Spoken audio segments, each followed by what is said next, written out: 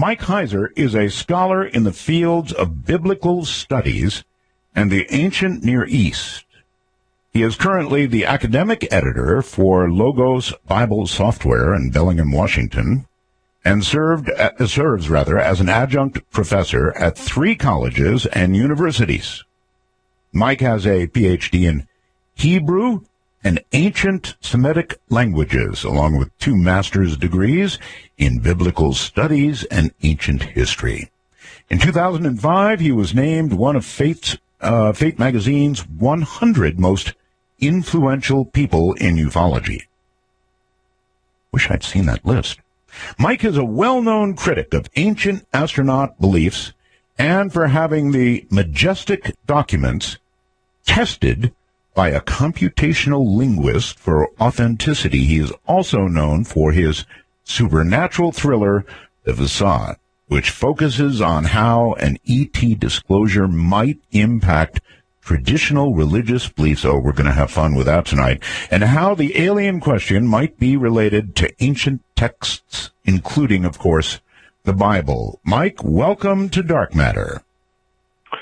Boy, Art, thanks for having me on. I just have to say, listening to you read the news is like listening to Vin Scully call a baseball game.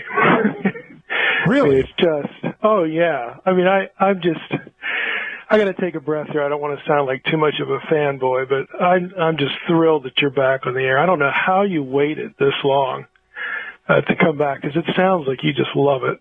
Well, it's called a non-compete, Mike. Oh man, I would have just been pulling my hair out. What little I have left, yes. Oh, it's great to hear you.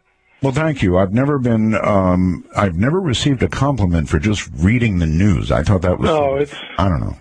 I have hackles too, at your introduction, your What music. part really got you? The eating of the hearts, was it? No. No? Oh, it's just rhythmic, just taking simple headlines, and it's Art Bell reading the news. You could just sort of sit there and listen to it for hours. Okay. It just brings back great memories, for me. Because I listened to you, for years while I was in grad school, all by myself. I'm holed up as a security guard in my little shack, or the genetics lab that I had to guard, and I'm listening to Art Bell. I know you mean that like in the very, I know you mean that in like the very best way, but it was great. Well, I know, but it makes me feel old. Well, I'm as old, the X number of years removed, as you are, but it's just great to hear you again. All right, well then listen to this, Mike, and then we'll come right back to you. Mr. Bell, this is an email. I'm so glad you're back on Sirius XM. Discovered your show about 15 years ago on a regular radio by accident. Enjoyed it very much. Get this, folks. I had originally heard your show on the island of Okinawa when I was a 9-year-old kid and we lived in Naha. My dad was a pilot in Vietnam. We were stationed on the Rock. And you introduced me to the rock and roll music, became such a big part of my life. You were the first DJ I remember, and I had my little transistor radio I listened to with its single earpiece. Yeah, they refer to something I did when I was there. I was on a teeter-totter in a contest with a couple of Marines. I had a Navy guy as partner, and we were up against 2 Marines. And we went for 57 hours, something like that. Anyway, he ends the email. Remember now, he first heard me when he was 9 years old. I'm 56 now, Art, and will always have a special place for Art Bell in my heart and mind. You're my Wolfman Jack. 56 years old now, and this person first heard me when they were 9. See, it's right. Wow. What you said is right down that alley. That's not quite that far, but that's pretty impressive.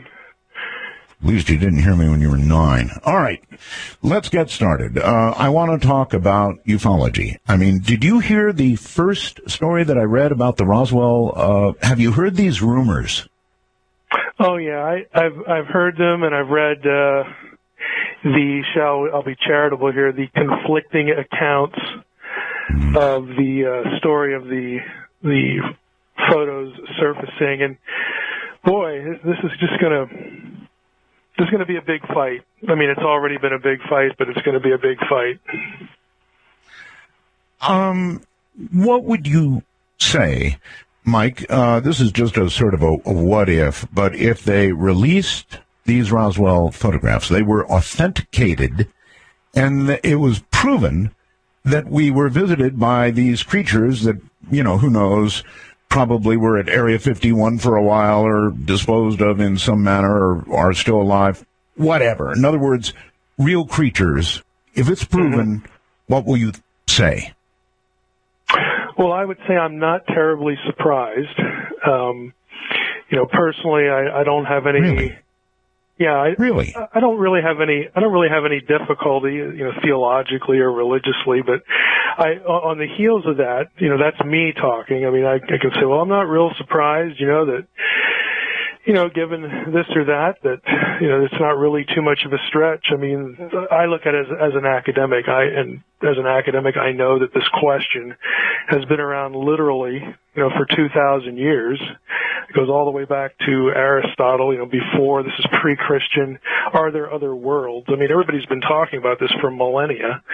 It's only really been recently that it's just become this scary thing, for religious people. So I would try to get people to pay attention to the conversation that's been happening for so long and say, look, it's a big deal because it is, now we have, evidence of this. But as far as the discussion, I mean, this, sort of just falls right into place. Then the questions change. They become different. It's not, are we alone or not? Then it's like, well, what does this mean? Where do they come from? Are there others? And all this sort of thing. I'd like to live, in the Star Trek world, where there's life, elsewhere and so on and so forth. I mean, I'm known for just asking what I think are reasonable questions about evidence and things like that. But if we ever had it, I wouldn't be unenthusiastic about it at all. But that's me. Don't you think that in this era of discovering suddenly hundreds and hundreds of exoplanets, planets that are like Earth that could conceivably support life, that's a major discovery, you've got to admit, in terms of the probability of life being discovered. Yeah, I think those kind of finds are better than something like the Drake equation. I tend to be in the crowd that has a fairly low view of the Drake equation because I don't know. Explain for everybody the Drake equation, please. Well, this is Frank Drake, the astronomer, came up with a famous equation that tried to articulate the probability of life existing elsewhere. And that's a worthy thing to attempt. The problem with the Drake equation is that every point of the equation was made up. In other words, there wasn't any data for it. Now, that's why I say this kind of thing. When we actually are starting to get data, there's X number of planets now that, to the best of our scientific ability, will support life. That starts to fill in some of those gaps. And so when I think probability, if someone's talking to me about the Drake equation, it's like whatever. But if they're talking about discoveries like this, to me that helps. Okay, so the last 5 years of the discovery of these exoplanets changes the equation? Well, if you're making a pun there, yes.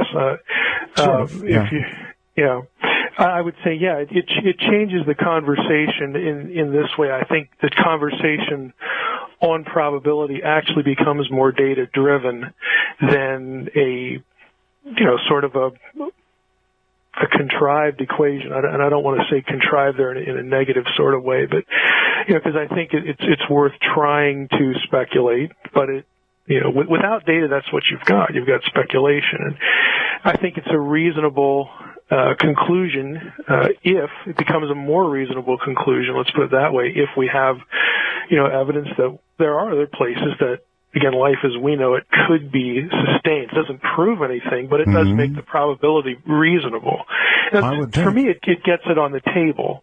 If we didn't have any sort of planet other than Earth that we could talk about in these terms, and then we're going to have this probability discussion. Without that, to me, it doesn't even really deserve to get on the table. Well, we're just looking at little dots of light and saying, man, it would be a great waste of space if there weren't.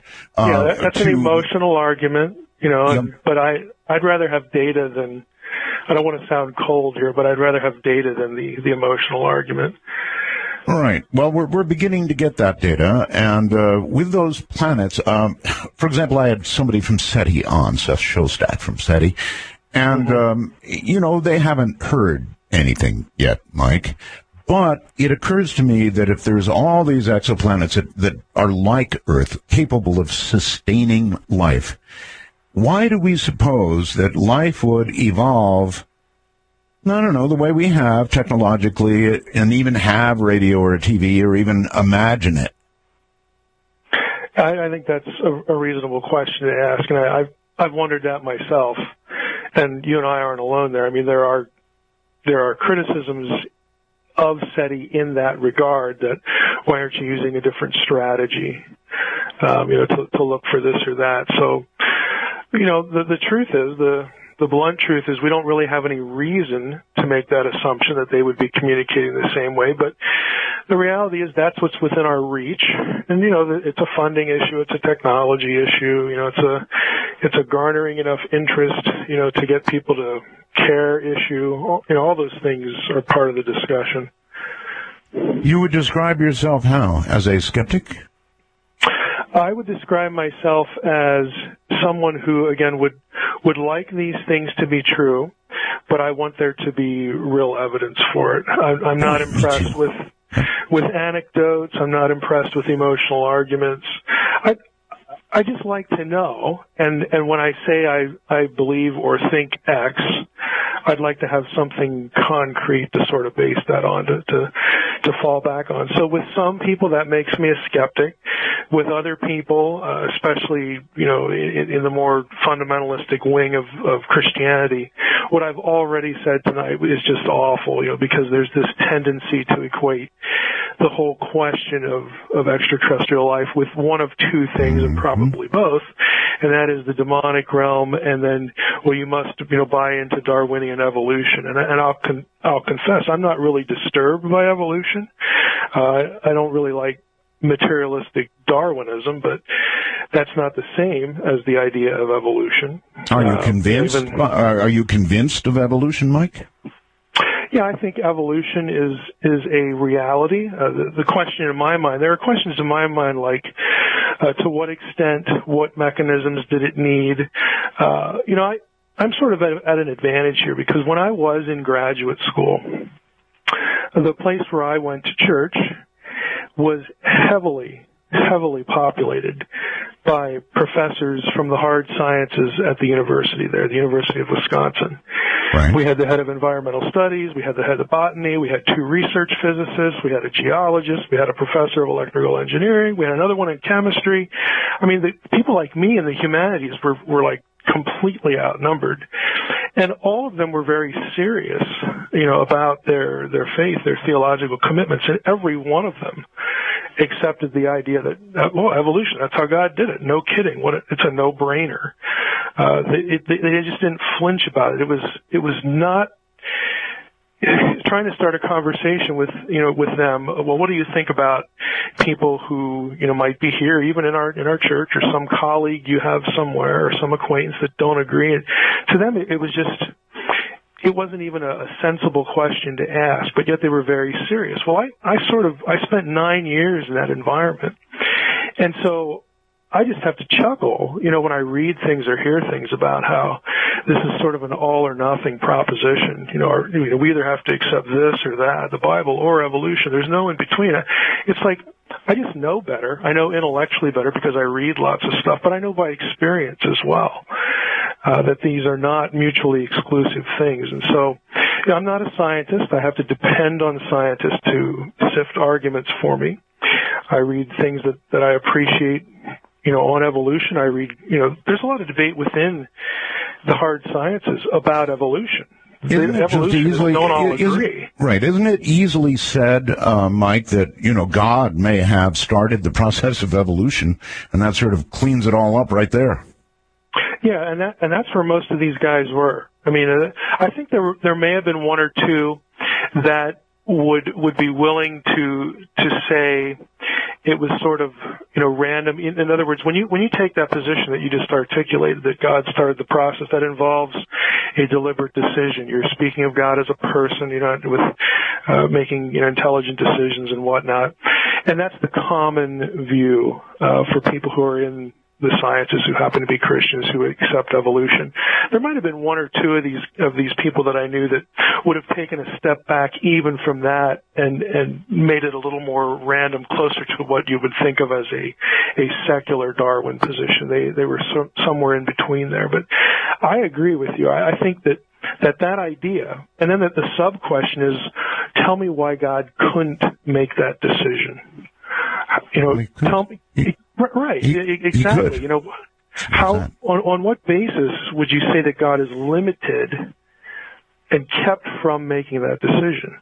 And to me, that just kills the conversation. But again, that's me. So I'm not troubled by the idea that if there is this thing, this force of nature, and in God's hand, some providential thing that we call evolution, maybe life evolved somewhere else. And then the discussion changes to, well, would God have a purpose in that? What would the point be? What's the relationship between that and us? And, you get into a number of layers of other questions, but I don't think the discussion needs to stop with the first question, about probability and evolution. Simply could have evolved from stardust. I mean, basically, stardust, mud puddles, lightning strikes, you name it, right? Yeah, I mean, see that is an issue, because if I were to say that to one of my friends, Professor so and so, he would say, oh, whatever.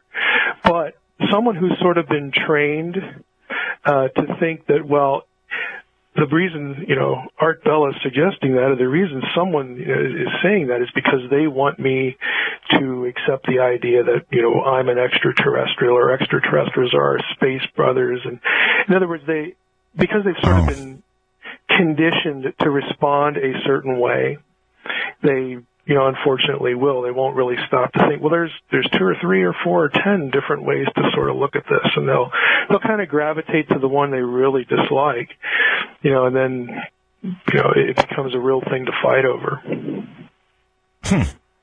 All right. So with regard to extraterrestrials, you're not married to the idea.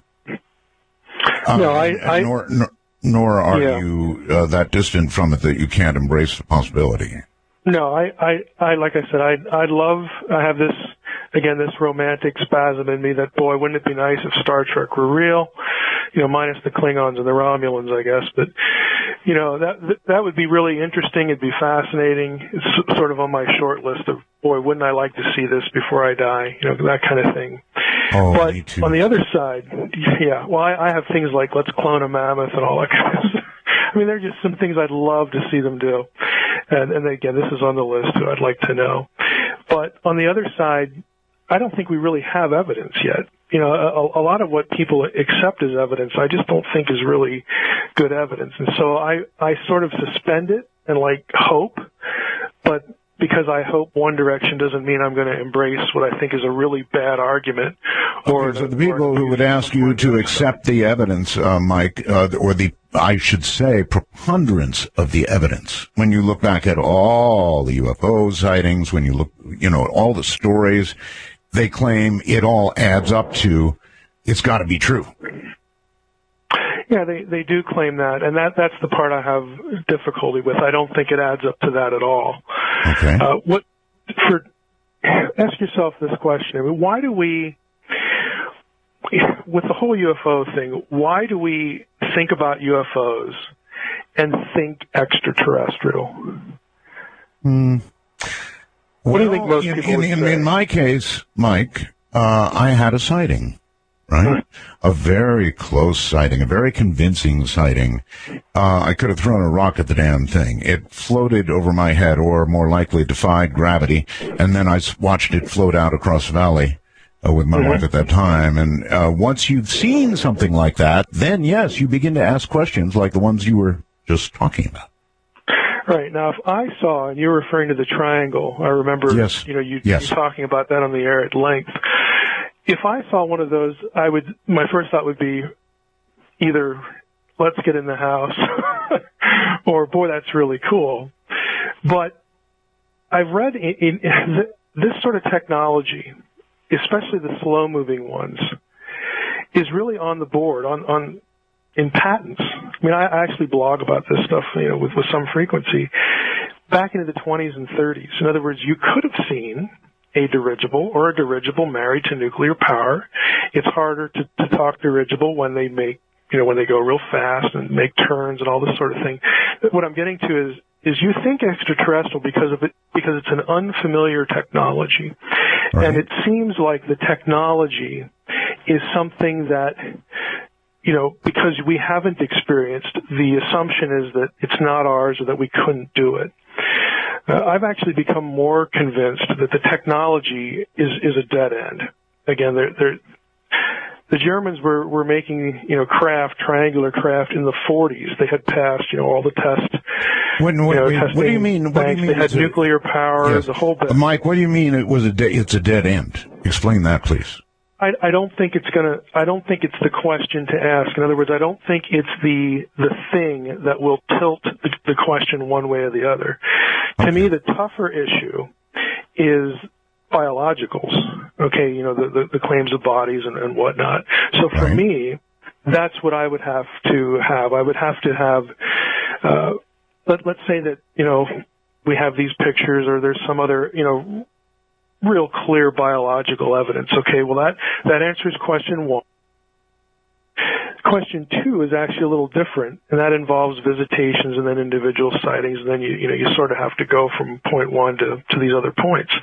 But for me, the fundamental question of, are there extraterrestrials, intelligent extraterrestrials out there? I would need a biological entity because there's so much that you can look at and dig out, and people have just devoted their life to tracing these exotic technologies. Like even in the Majestic documents, there are Majestic documents that actually have the elements in the quote-unquote power plant of the craft that you can find were used in technology during World War II to produce I'm going to have to interrupt you there. Without a reactor. I mean, they're all the same elements. I'm going to have to interrupt you there, Mike. Hold tight, please. We're going to do a break. And I do want to talk to you about the Majestic documents because I know that you had them tested and you got findings back on the Majestic documents. So we'll talk to you about that. You sent these were quoted almost biblically for years and years and years and years by so many people. And I guess you finally had a good, hard look and went out and got them tested. Can you describe how you did that and the results? Sure. And for listeners, if they go to my website, which is just drmsh.com, at the top there's a link that says Quick Links, and if they go to that page, they'll be able to download the study we did for free. And one of the links there, I'll just sort of overview it. What we did, and I say we because I had known of someone named Dr. Carol Chasky who did this for a living.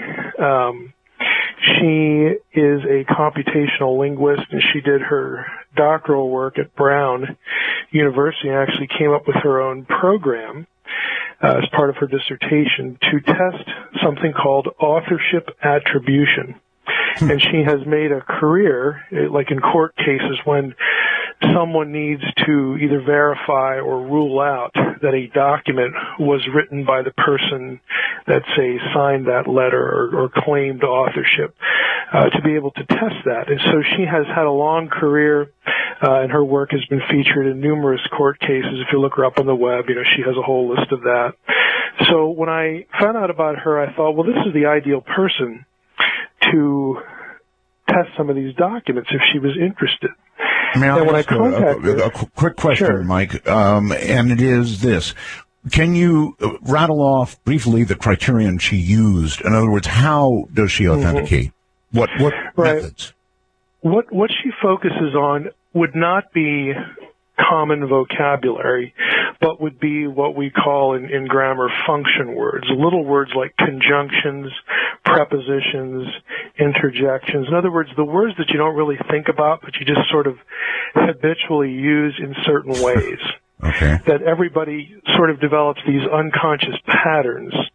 And so she actually focuses on the uncommon in terms of, non-specialized vocabulary, but another way to look at it is they're the most common words that everybody uses. So when you go through a document, again, in her procedure, this is what you're looking for. And the whole idea is to establish patterns. Now, it's only the methods we used only apply to documents in the Majestic group that had authorship attribution. In other words, a particular document that supposedly was sent by, Roosevelt or, Hillenkotter or somebody like that, General Twining. Right. So we had to pull those out. And then we needed documents that were more than one or two sentences, because some of these are just memos that, just one sentence. And so we had to have at least a paragraph. So we winnowed that. And then we wanted to zero in on the documents, and this was really a funding issue because I was paying for this. Which are the ones that have the most content that is the most explosive? Which are the ones that talk about extraterrestrial, bodies or, something that really, has an important role to play potentially in the whole narrative. And so we got a hold of those. And so what you do then is you have your documents that you want to test the attribution. So what I had to do, and I enlisted the help of a couple people to find, okay, we're going to test two documents here that were written by, General Twining. Well, let's go to archive websites and we would, try to find documents that nobody is going to dispute by this particular person. So we'd pull half a dozen of those, and we had to get them all typed out. We typed them as they were. We didn't correct anything if there were typos in there. And she basically takes all of that, and she's trying to establish, again, using the computer, patterns, again, isolating on the function words, within that person's consciousness. So even if they were dictated as opposed to handwritten letters that were later transcribed, it's still reflecting the thought pattern of the person that produced the particular document. And so all of the knowns get fed in, and then patterns are established, and then the unknowns. And what she did was kind of interesting. She took all of them, regardless of author attribution, in one round of tests, and sort of put those against all of the knowns by all the different people. There were 17 total documents, 8 or 9 different authors. And I asked her, well, why would you do that round of testing? And she said, if some of these documents, regardless of who the authorship is attributed to, if they start matching each other, regardless of the name, that's going to tell us that there may have been a common hand in producing them. I've got it, right. Let me just pause for one second, and that's fascinating. What is her record? In other words, this sort of a test must have some sort of percentage of success associated with it historically, right? Well, there's going to be, in the results that are produced, you're going to have this. If you look at the actual document, the actual article on the website, I have the Excel tables reproduced in that document. It's a PDF. And there's going to be a number. I hate to use the word percentage, but I'm not a math person, so I'll use it. There's a percentile number that is produced by the databases, the procedures that she uses, and she will then. She actually would tell me, because I can't decipher this. She told me what the numbers meant as far as, okay, this one fits in with the patterning of the knowns, and so I would colorize them in the document for the reader. This one doesn't, this one does, and then she actually we went through every line of the spreadsheet, and she said she would highlight which ones that appeared to her eye mathematically, again, according Mike, to Mike, I'm sorry to interrupt. I know you're having a hard time hearing me when I start to talk, but this is really important to me to understand what her record is. In other words, what her in past judgments of the same sort. Is she right 80% of the time, 70% of the time, 50% of the time, 99.9? What kind of, hit record does she have? I'm trying to learn, what kind of science we've got here. Yeah, she's going to be well into the 90s because her work is regularly tested in court, like under oath and things like that. So anyone who's interested in her, again, could go to her website. She describes different court cases that she's been part of, and what she did, what she was asked. No, it's just fine. If it's in the 90s, that's fine. I just wanted to understand the science that we were hearing about. So, I think genetics is like in the billions, right? Only one chance in 5 billion. That's not your child. So, right, okay, 90% or better. Right. So what the end result was of the 17 documents that were tested, again, it's a limited pool and only the ones that have an authorship attribution. Right. Only one of them she was able to look at and say, this one is legit. And that was the General Twining memo to General George Shulgin. It's a 1947 document. The other ones did not align with the knowns by the same author. And so she said, in a court case, this would just get thrown out. We could not draw any conclusions. We could not say anything factual about this document. We couldn't base anything factual on this particular document. So one passed the test. The most interesting thing to me was that 8 of them had authorial affinities with documents in the pool that were supposedly authored by somebody else. And she said, look, it doesn't prove that the documents were produced by a common hand, but it does suggest it. She was real picky about her terminology there. And I reproduced her terminology in the document. She would say it doesn't prove that they were all, manufactured by the same hand, but right. Sort of quick question, Mike. The Twining document, the one that she authenticated, could you give all of us an idea of what was the essence of the Twining? It would probably be looked at as neutral by you and UFO enthusiasts. There's no extraterrestrial speculation in that one. It's the one where Twining says that, his phrases, within present U.S. knowledge, we could reproduce these kind of craft that he was talking about. If any of your listeners are going to look at the document, it's point F in the document where that language comes from. He talks about, speeds at 7,000 miles an hour that are subsonic. And, Twining's assessment in that particular document is that we're not thinking extraterrestrial here. Now, obviously, there are other documents within the Majestic, cache that we couldn't test because they have no authorship attribution. So the study itself was limited, but I should mention this one other thing to give Stan Friedman some kudos here. I deliberately also chose, again, when there was an author, documents that Friedman and others had, by other means, forensically shown that were fakes. And her study flagged those same documents. They did not pass the test. Only one did. So I didn't tell her about that either. I sort of used that for my own sake, that because I don't understand the science, I'm depending on her. Sure. To me, there would have been something wrong if one of those came up good when I knew they weren't. And so it actually validated, some of what the work that Stan had done on some of these other documents. Now I know he's very committed to the extraterrestrial, view of the documents. So it doesn't prove or disprove that. It does show, though, that there's a lot in this that really look suspicious. And that shouldn't be earth-shattering either, because anybody who knows about the history of how we got the Majestic documents, it's a very shady history. For your listeners, again, I think one of the best things they can read on this is the 2007 MUFON Symposium document. That was an update on Majestic research. I have a link to that on my Quick Link site.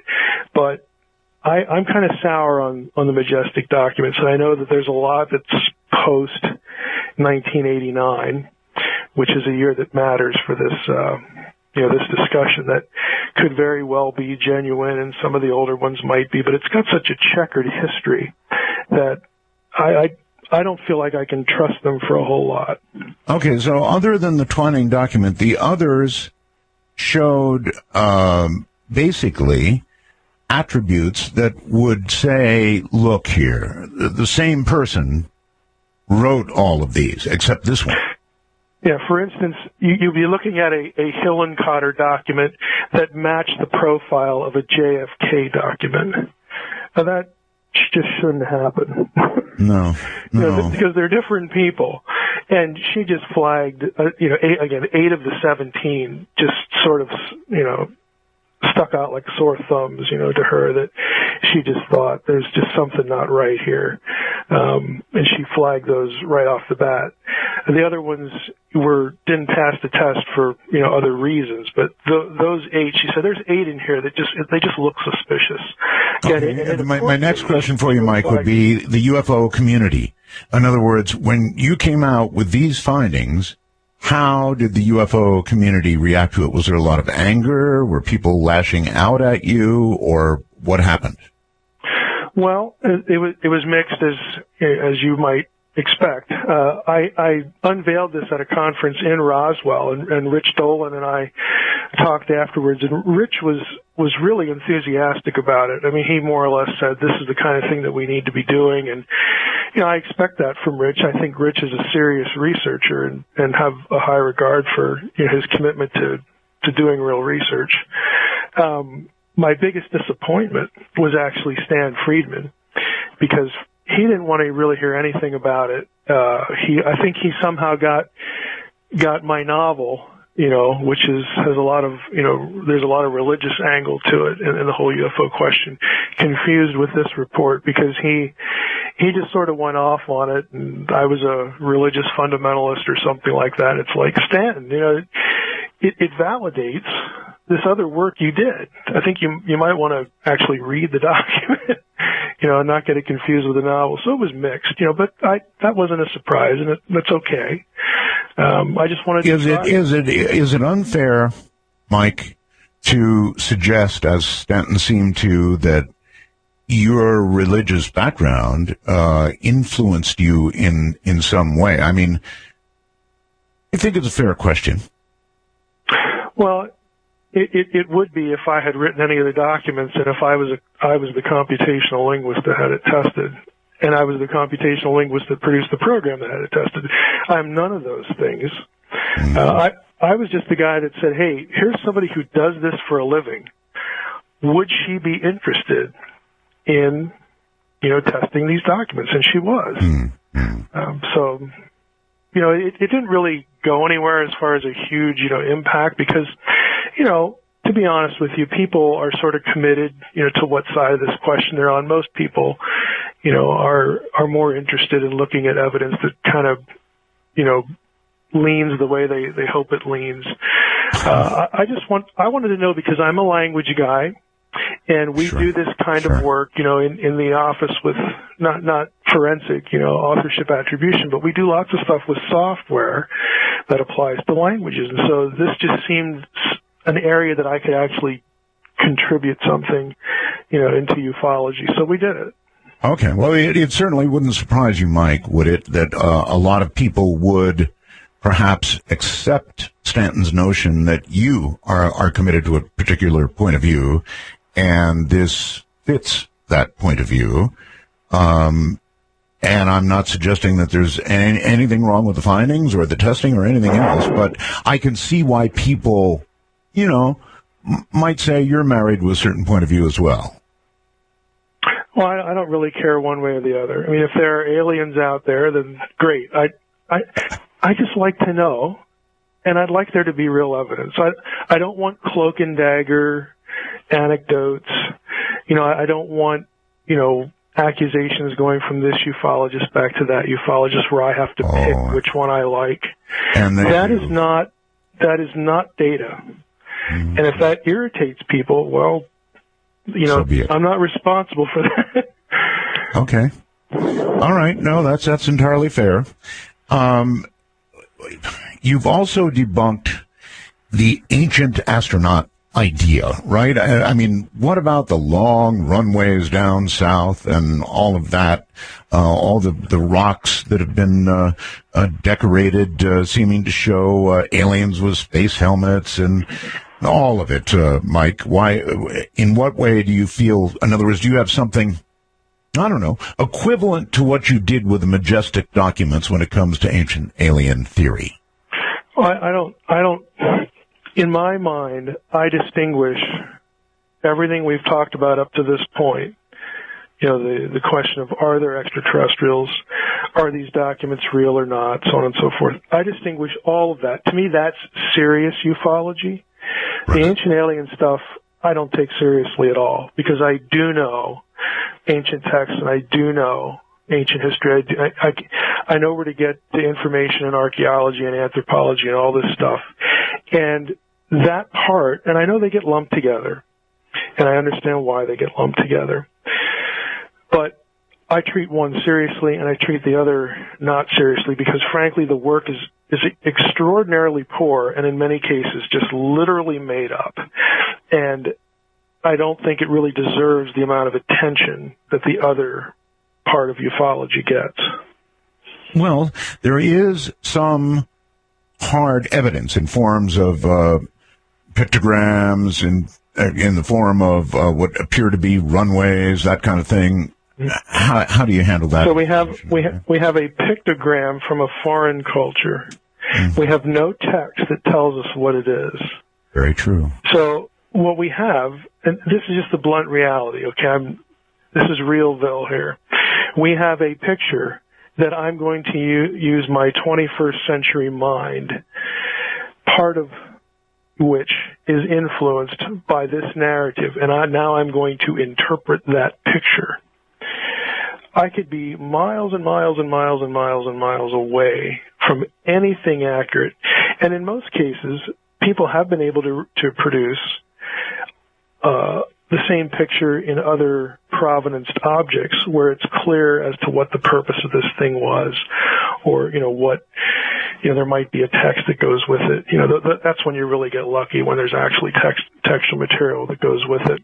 And enough bad work has been demonstrated in that area, and it's inherently subjective. Again,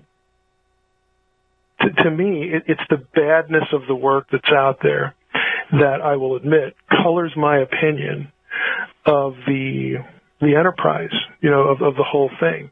I'll give you an example. You have these quote-unquote reptilian figurines that are circulating on the web, and people are referring to them as Anunnaki figurines. Well, guess what? Yeah, they come from Iraq, but they come from a civilization that predated writing period. They predate the Sumerian text, and they don't have any text on them. Why? Because writing hadn't been invented yet. There is nothing about the object that tells you anything about it, that identifies it in any way, but people will take it and just run with it. All right, hold it right there for a second, Mike. We're going to take a break, and we're going to be right back. Fascinating stuff, so we'll get to the... All right, Mike, welcome back. I guess you're not married to much of the Anunnaki stuff, right? Well, as far as ancient aliens goes, no. Mm-hmm. I mean, the Anunnaki, of course, show up in Sumerian, cuneiform texts. I mean, it's a little over 100 times. I should say something I don't know whether to encourage people to go see this or not. One of the things I did on my website that's devoted to Zecharia Sitchin and ancient astronaut stuff was, I figured, well, I don't want people to just take my word for it. When I say, insane things like, look, the fundamental ideas of what Zecharia Sitchin is saying, that the Anunnaki come from Nibiru, that they were here to mine gold, that Nibiru is this planet beyond Saturn, and all really the fundamental tenets of the system. Right. Rather than take my word for it, what I did was I created a screen capture video of me going to a website called the Electronic Text Corpus of Sumerian Literature. And I know it doesn't sound exciting. Talk about things that do not translate well to radio, or really anything for that matter.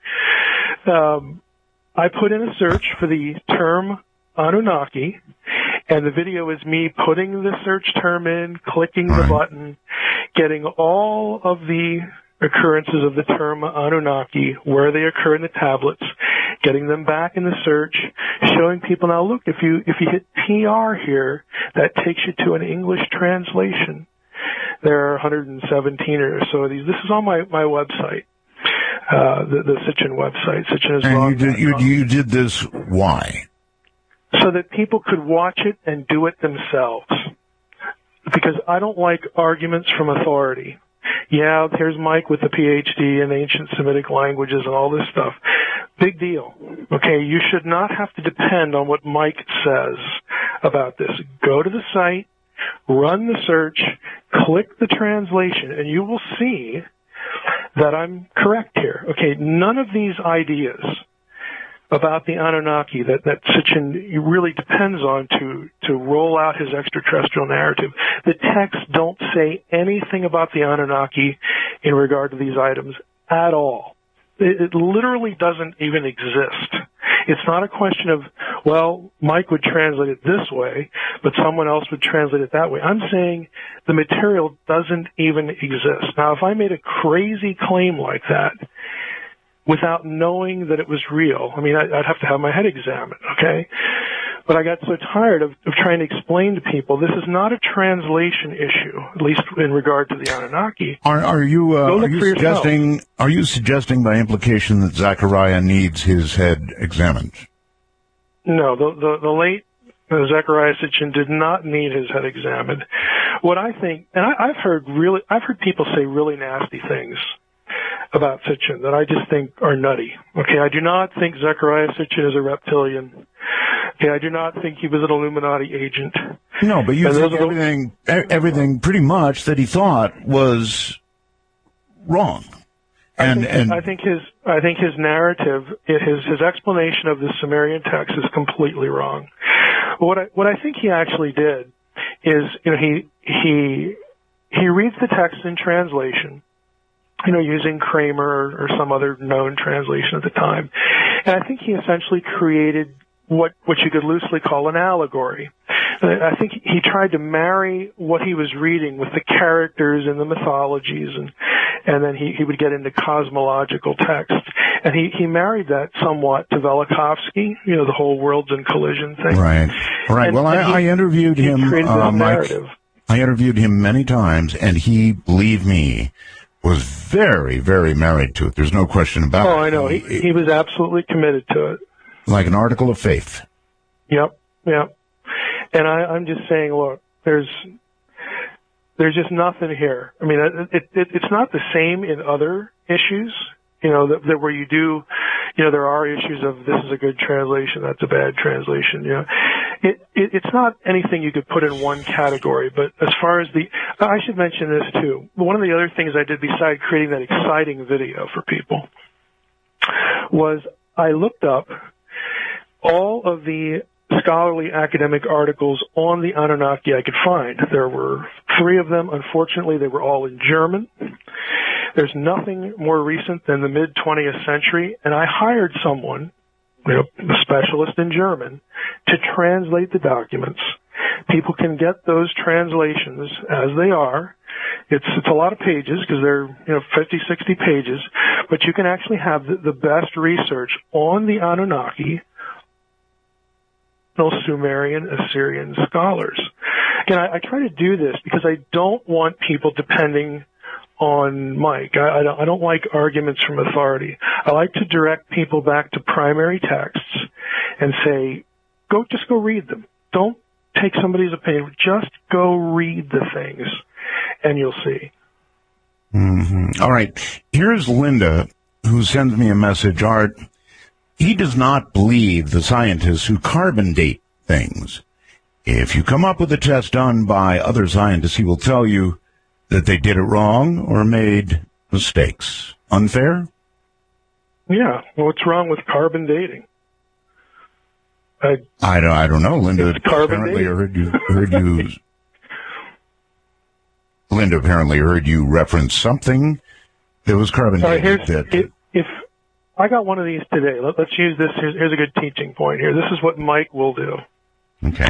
I got an email from somebody that sent me a picture of an object and says, "What do you think of this object that I discovered?" And it starts telling me what it is.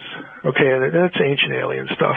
My first question is always, okay, I need to know where it was provenanced. In other words, where was it discovered? I need to know that it was not a disturbed site. Can you direct me to the publication, to the archaeological publication? I have access to lots of databases as a faculty member. I can get to a lot of things that other people can't. Can you give me the archaeologist's name or the art? I mean, I'll find it if you give me the information, and I'll go read it, and maybe I'll post it on a blog if you like. I mean, I'll ask them. 99% of the time, I don't get anything back. What I want is I want real data. If you give me a carbon date for something, my first question will be, who dated it? Show me the report. All this stuff gets published. This is not, secrecy. There are millions and millions and millions of pages put out in the social sciences, archaeology, anthropology, every blasted year. Okay, I can get that stuff. I want to go read it so that I know, sort of where to start. Who did this? Who discovered it? I'll email those people and say, "Hey, Professor so-and-so, I read your article on this and that, and I have a question." I'll do stuff like that. I don't think that's unreasonable. I really don't. No, it's not unreasonable. But again, when people look at you, they get irritated. Perhaps a little. I call myself the equal opportunity offender because I'll do this with Christians that email me too about some point of, well, you're a heretic out there because you don't believe in a global flood, or you don't believe in this, or you don't believe in that. And whether I do or not, or most of the time they're just repeating something they heard. I'm going to ask them for the same thing because, look, even if I like your position, a bad argument in defense of a good position is still a crappy argument. That's what it is. So wouldn't you rather have a good argument for what you believe as opposed to a bad one? Okay, and people try this. They get angry. Okay, let's try this. Look, the world has been around for a very, very long time. I don't know if you saw the series on TV about After Man or After Man. It showed how quickly society, the buildings, the things that we see every day would be dust and gone. And the answer is pretty quickly. So is it really beyond reason to suggest that there could have been others here from elsewhere, or there could have been civilizations prior to the one we're so proud of right now? Well, that's an argument that could actually be used, both ways, to argue that point and also to argue against that point. Its other problem is it's an argument from silence. Well, I don't see a whole lot of buildings in this place, but boy, the Earth's been around here so long, so they must have been here. Well, that's kind of really not a sound argument. I mean, in theory, we have evidence of writing, which is a mark of a high civilization. People don't stop to think about how important writing is, but you need, to preserve thoughts for the next generation on practical things, how to build things, how to make things, so on and so forth. So I would expect, if there were like these long ago civilizations, like let's say Blavatsky talks about, millions and millions and millions of years, well, it's really convenient to attach that number to it, because then you think that exempts you from having any evidence. Well, it really doesn't, because if you're going to make the claim, I need to know that the claim is reasonable. And I don't think that is an unreasonable thing to ask for. I can sit here and say, well, it's possible. Sure, Art, it's possible. Sure, whatever, the questioner's name was, that's possible. It's possible maybe in the sense that I could be the next American Idol. Okay, that's possible too. I could wake up tomorrow with a bump on the head, and I wake up and I have a great voice. I audition for the show, and I win the American Idol. Yeah, that's possible. Really? Well, not based on what I've heard so far tonight. I mean, no, it's a great conversation, but you're not singing, you're not doing anything. But it's possible. Well, stranger things have. I mean, you see where the conversation goes. So, on the one hand, I don't have any problem saying, well, that could be, but I'm not going to base what I think or believe on a could be. I think it's more reasonable to just ask: is there one thing that makes this a little more concrete, that takes it out of the realm of complete speculation into the realm of, hey, look at this thing we have here. We need to think about this object or this text. And I just don't think it's unreasonable. And I know it irritates people. All right, Mike. It irritates my wife when I'm like that, too. Would you apply the same standards of proof, Mike, to the concept of intelligent design? Yeah, I've said for a long time that I think intelligent design really doesn't prove anything, if I could be really blunt about it. I mean, intelligent design is not really a theory about who the designer or designers are. I've said for many years that, look, you can take all the arguments for intelligent design and put an S on the end, and you can make the same arguments. And again, a Christian audience, that just irritates the heck out of them, because they're going to assume that the designer must be the God of the Bible. And it's like, well, sure, I want to think that too. But if we're actually looking at the argument, intelligent design, all it argues for is that the best explanation for some natural phenomena is some sort of intelligent cause. And it's a reasoning by analogy. Here's a thing that looks like it has intricate design, therefore it maybe had a designer.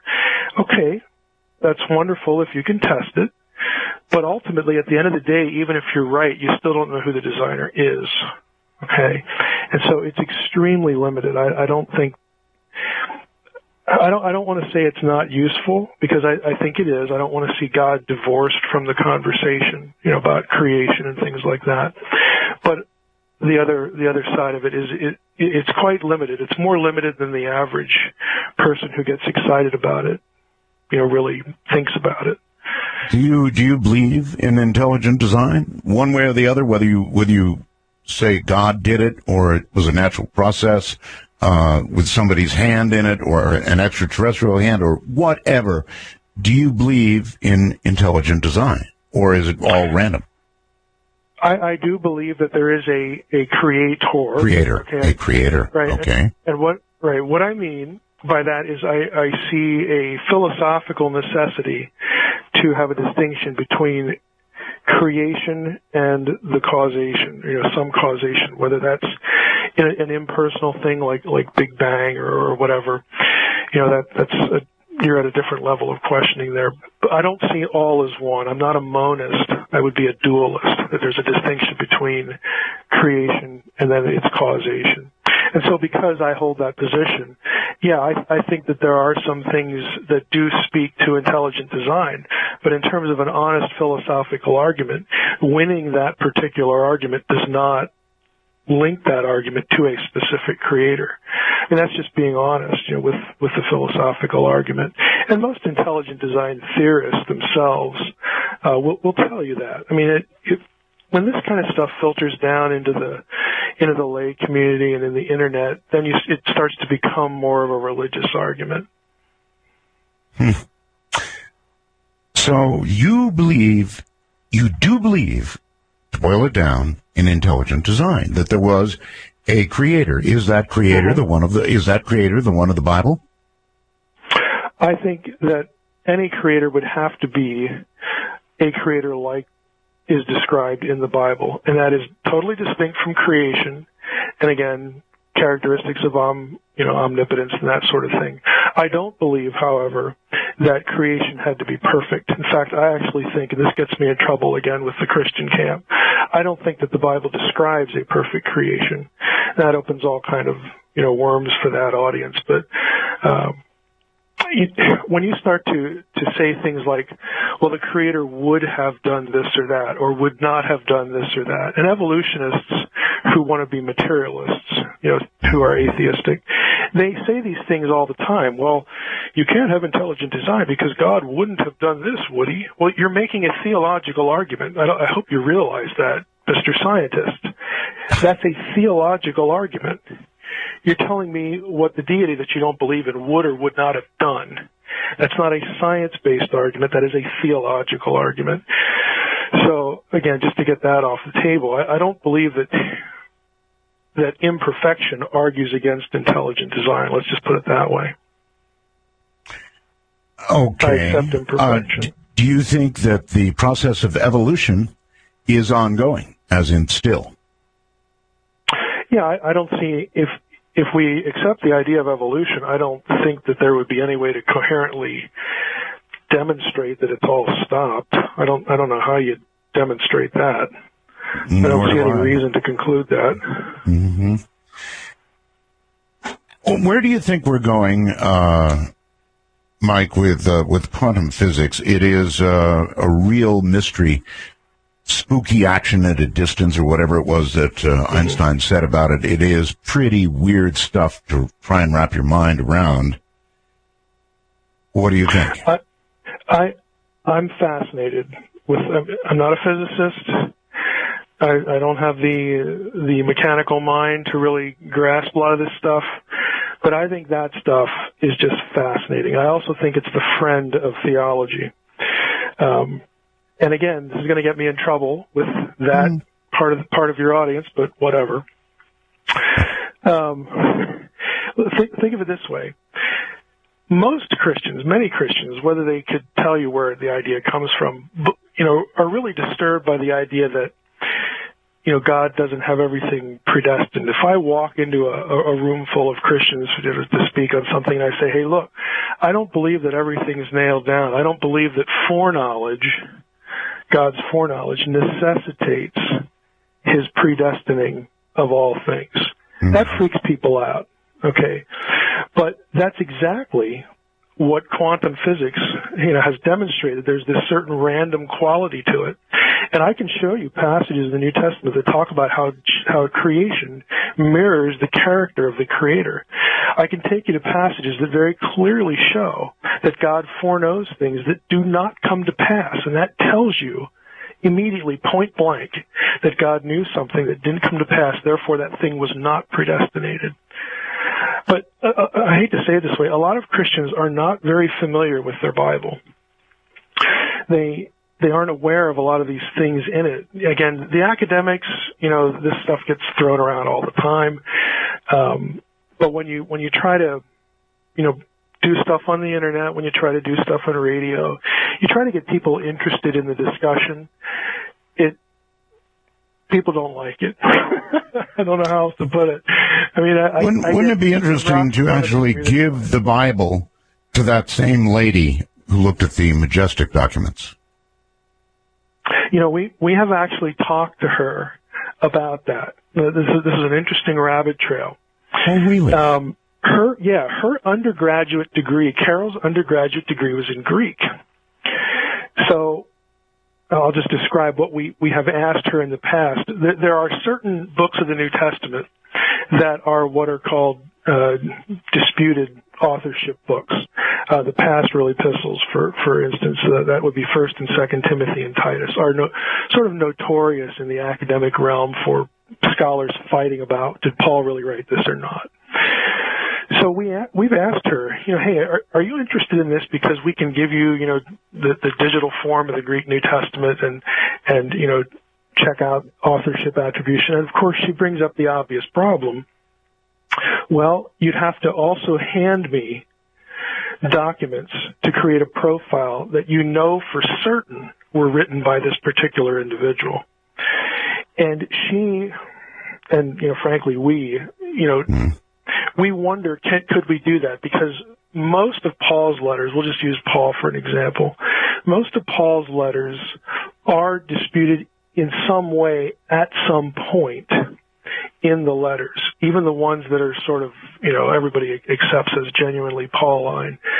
So is there a way we could actually construct this test? There have been whole books on something called stylometry, trying to test this. Now, Carol's methods are a little different, and there are computational linguists in our field who are applying this to certain, books, usually in the New Testament because it's shorter. It takes less work to produce the raw data. And the results are mixed, but, she'd have her own unique approach. So that might happen. We might be able to, convince her to do this, and it would have to be, worthwhile. We want to get something publishable out of it. But there are scholars who do that. You wouldn't be afraid of that. Oh, no, I think it'd be very interesting. Again, my view of inspiration, this is a theological term that Christians throw around a lot, and conservative Jews throw it around too. That Scripture comes from God. Well, I believe that. I think that God, if I embrace the idea of a creator, the idea that a deity could influence somebody to write something seems like a pretty short jump. I mean, I can do that. I can influence somebody to write something down for posterity, big deal. So I don't view inspiration as this paranormal event, like the prophet wakes up and starts making breakfast, and then, God zaps him, and his mind, leaves his body, and then he wakes up an hour later and looks down at a text and says, boy, wow, look at that. Didn't I do a great job of that? That isn't the way it's described, even in the Bible. It's a very human process where specific literary genres are used, specific forms of literature, like an Old Testament passage about a treaty. Well, guess what? It'll conform to treaty patterns in the ancient Near East. Law codes will conform. Writers would do this because if they didn't do it, you'd think they were hacks. You'd think they wouldn't know what they're doing. Like, doesn't this guy know how to write a treaty? I mean, what a bonehead. Okay, the writers were people, and they used the tools, the knowledge, the vocabulary at their time to produce what, I would say what God wanted them ultimately to do. I have a very providential view of inspiration that's very human, but God plays the ultimate role, preparing them in their lives for that moment to produce that thing. All right. Hold tight right there. There are certainly genetic arguments against it.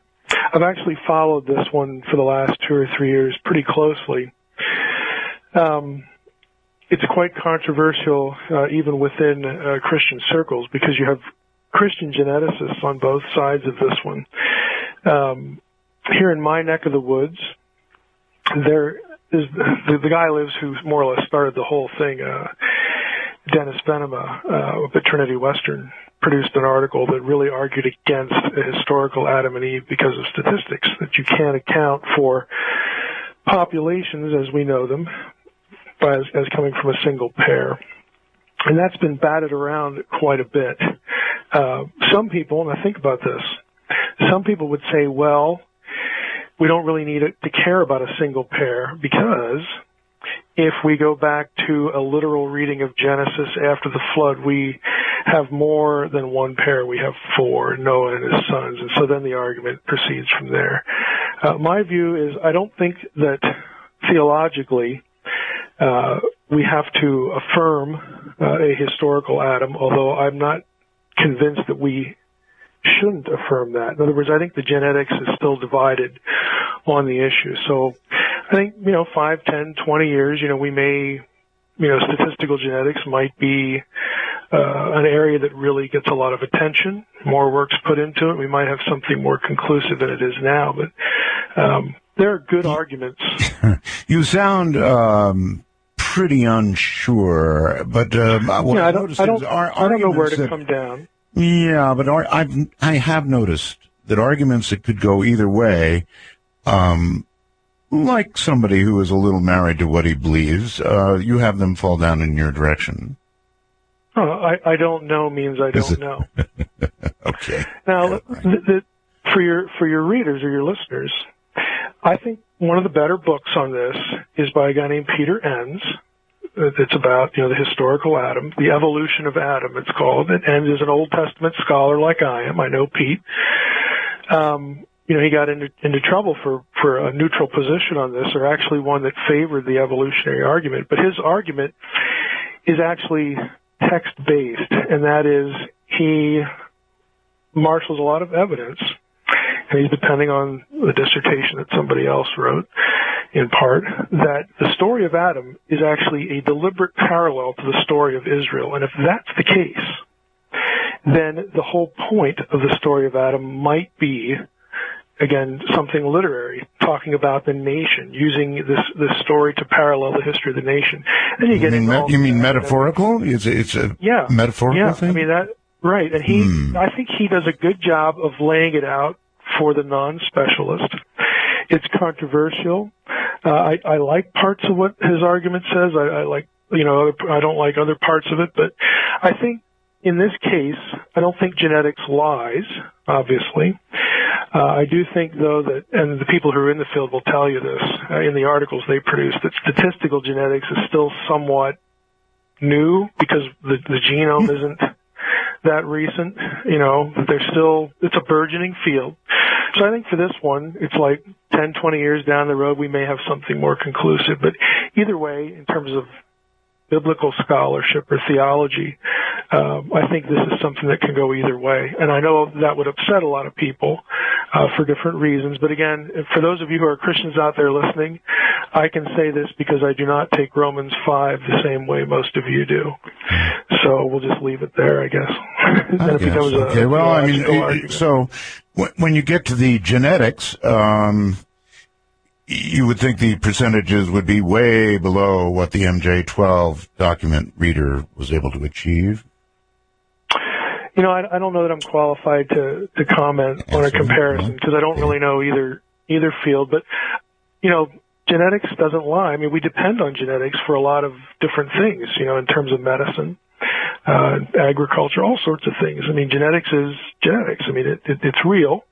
The data are real. The issue is the statistical analysis of the data, so who knows? I mean, Carol might be able to look at it and say, well, this is like what I do or not like what I do. I'm just not qualified to say that, make that comparison. Okay. Well, I was just interested in the weight that you put on one versus the other. If people want to go, I would, if you're interested in this question for your listeners again, if you go to my website, drmsh.com, up at the top, one of my blogs, it's called The Naked Bible. You click on that, and you can go to that site, and on that site, there's a tab that talks about anthropology, biblical anthropology, which includes the Adam question, and there's one on Romans 5. Again, it's a key passage in this. I've blogged a lot on this because I'm interested in genetics. I think it's kind of fascinating. Again, even though I can't digest a lot of it, I'm really fascinated by it.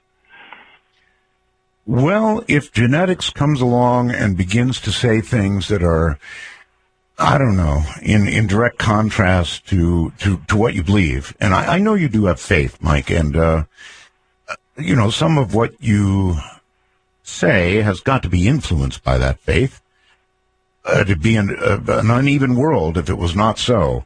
So would you admit that is to some degree true? Well, here's my secret, Art. Your listeners can get the alert here. Okay. I don't believe at all that Genesis and the Bible, for that matter, was inspired to teach us science. Okay. We talk a lot about the need to interpret the Bible in context. Especially again, you think it was metaphorical, really? No. I think the context for the Bible is the context that produced it. In other words, it's not the Reformation, it's not the early church, it's not the Catholic Church, it's not this creed or that creed. the context that produced the Bible is the one that was around when the biblical writers were living and writing. And as a scholar, again, as a close reader of the text in the original languages, what you have in Genesis is really, really close, very similar because of the common worldview to other ancient Near Eastern cosmologies. You know, they're not trying to teach us science. They're trying to teach us theological messaging. That we have a creator. Here's who the creator is. It's Yahweh, the God of Israel. Humanity's here because he wants them here. We are his imagers. We're his representatives. That should work its way out into our lives in certain ways. They're not scientists. They live in a pre-scientific world, so the messaging isn't about science. Now, I don't think the theological messaging contradicts science, though. I am a theist. I am someone who believes in a creator. And I can, stack PhDs all night long of people in the hard sciences I personally know who would stand with me in belief in a creator. I don't think it overturns that apple cart at all. Now, what's problematic about that with a lot of hearers, people that would hear me, is that they're used to having their Bible filtered to them through a creed or a tradition. Yeah. And I'm not antagonistic to creeds and traditions. I'm more apathetic toward them. And I'll grant you, I can say that because I've had the training, I know all the languages and all that stuff, but I have to be honest with people and say, look, this is the way I look at things. I take the Bible for what it is. I do believe there's a God. I believe in a creator. I believe that the God is behind this thing we call the Bible. But we have to put it in its own context and ask ourselves what I think are reasonable questions. Why would God choose this time and place to do this? What's the point of it? What is he trying to message to us, and what is peripheral?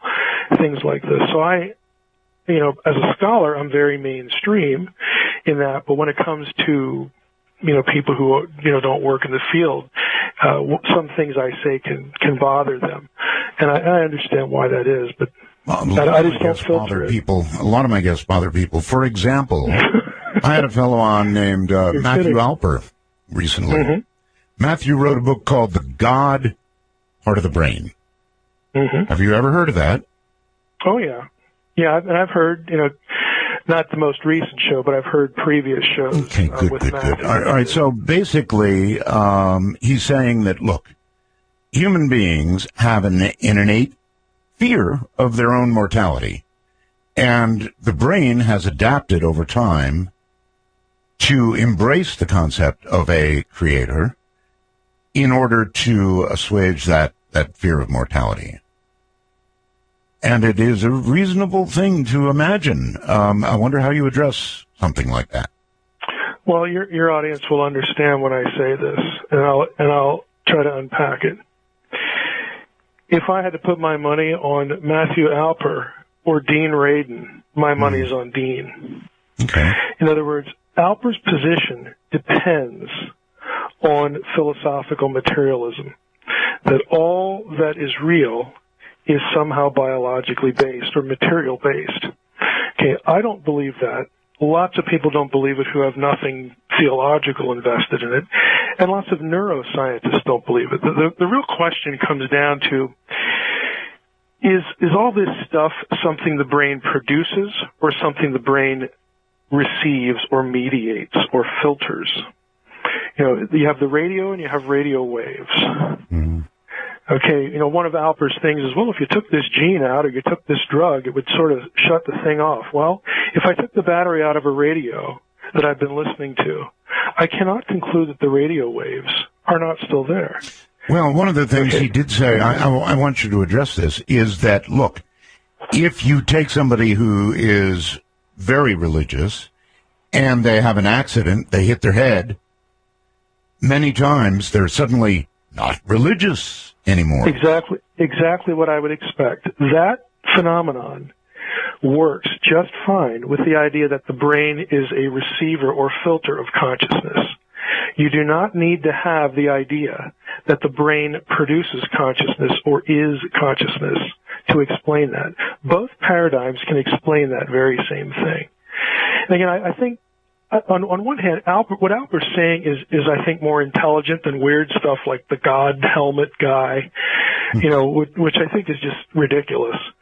So I'm going to give Alpert credit for coming up with a more thoughtful idea. It's not unique with him. I mean, if anybody who's studied, and again, this is something else I'm interested in, the whole problem, quote unquote, of consciousness, gets into the mind-body problem, the mind-body issue. And neurosciences, neuroscientists are divided on this issue. I mean, I would want to know things like, well, why doesn't everyone believe in God then? Why do some people who believe in God later embrace atheism? Well, the numbers are why are high, why are conceptions of God so different? Right. Let me repeat. The percentages are very, very high. I mean, even if you go to islands. Percentages for which? Those who believe either in God or a God. Those who worship. It's almost universal. You can go to islands that have been barely touched. I would expect that. Okay. Well, I mean, again, if we're going to, let's just throw the Bible in here again. Romans 1, Ecclesiastes teach the idea that since we are made by God, we are designed, to want to seek Him. We have this innate sense, innate urge, again, this, and if we don't have that relationship, we have this gap or this empty space in us. So again, it's a very first century or more ancient way of saying just what you said. I mean, we would expect that if we are made in God's image, there would be something in us that would be attracted to Him, that would seek Him, that would feel incomplete without it. So that doesn't surprise me at all. Again, going back to the two sides of the issue, you don't need Alpert's position to explain that. Alpert would agree with a lot of what you just said. Oh, I know, and neuroscientists who would disagree with his explanation of it would also agree with him. There's a lot of agreement here. It comes down again to that sort of radio analogy. Is it the thing that produces the sound waves, or does it receive them from somewhere else? So ultimately, it comes down to this issue of, are you a materialist or are you not? Okay. What about, let's go back for a second to intelligent design. What about the argument that as we look around us every day, Mike, everything is just as it has to be? Now, you can attribute that to a maker, or you can attribute that to the fact that we're here, and we wouldn't be unless it was as it must be. We need, we came up in a world where we need this kind of oxygen mix, the right gases, the right, there's water, there's everything that we need. Mm-hmm. Well, you can attribute that to a designer, if you wish, or you can attribute it to the fact that it couldn't be any other way and have a speed. Right, well, that's true. And someone who, I mean, you've interviewed Hugh Ross before. This is exactly where Hugh Ross is at. The so-called anthropic principle. Right. The second option, if I were Hugh Ross, I would say, well, isn't that less of an explanation than the first option? Because the first option allows the second to exist, whereas the second one doesn't allow the first to exist. In other words, we're designed as intelligent beings, and intelligent beings will at some point ask that question. That's a long way of saying, both are on the table. Both people, both options are held by different people. And that's kind of where these arguments stall, it becomes a philosophical argument rather than a scientific argument. Which one is more coherent? And that's where the argument takes place. I think the argument for theism is more coherent. Would you think that if you were addressing a whole room full of ufologists, would you basically tell them they're wasting their time?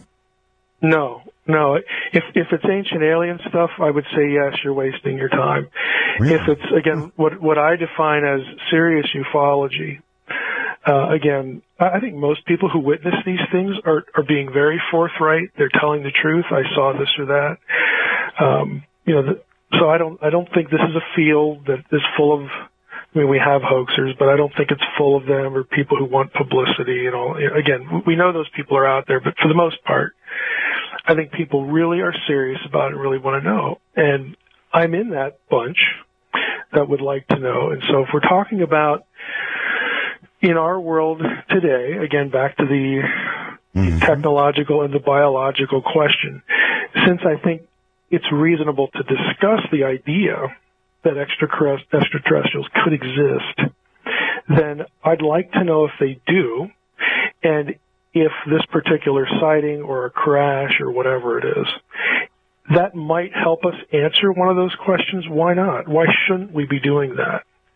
So I don't think they're wasting their time at all. Okay. Here's one for you. This is just a what if. I'd kind of like to know how Mike would react. Okay? Is that all right? Mm-hmm. Sure. If we were contacted, if we were suddenly to receive a signal, and that signal was verified by everybody in sight as being extraterrestrial, and the signal included the information that, yes, we have been watching you since it all began for you, since you became intelligent beings, and we are your makers. I wonder how you personally would react to that. I would like proof for that. In other words, the fact that you're a communicative being that's been around longer than we have and, has some whatever point of superior technology, I've learned from my human experience that advanced technology does not translate necessarily to truth-telling and good motives or ethics. And so I'm going to assume that you perhaps evolved along the same trajectories, and so I need you to prove that case. And then I'd also like to know, why are you telling me that? Are you trying to make me fear you? Are you just preparing, me for your overlordship? Or what is it? I mean, I would want it to be a conversation rather than a statement. And I think a lot of what I would think past that would have a lot to do with the reaction. I don't know, perhaps as a father would sit down with a matured son and explain to him that, I don't know, son, you're 21 now, and I've got to tell you that we adopted you when you were very young, or, something like that. In other words, we had matured to the point that we were prepared or we were ready to hear something like that. Right. Well, I would want to know. I mean, I'd have questions. Proof. You'd want proof. Well, I would want proof, but in that scenario, I'd also want to know why. I mean, why? I know you're telling me that I had to be at a certain maturity level. I get that part, but I'd want to know things about, well, why was I up for adoption? What about my biological parent? I would want to know what the history is behind that a little bit. So I think my own reflex, given the first scenario with the extraterrestrial question, is I think it'd be very natural to have, questions that relate to validation. I think as human beings, that's a normal reflex with us. Mm-hmm. I don't see any reason to suppress it or to hide it at that point. All right. Hold it right there. We've got a break. Join in, Mike. You think you're ready for some questions? Absolutely. That's what the show's about. That's what it's about, is right. Dark Matter, you are on the air with Mike Heiser. Hello. Hello. Hello. Yes. Hi. Yes. Hi. Mike, I have a question for you. Right at the beginning of the show, you mentioned that you needed proof for UFOs or ancient aliens and so forth and so on. But you set the Bible as set in stone, like it's the law. It's actually literal.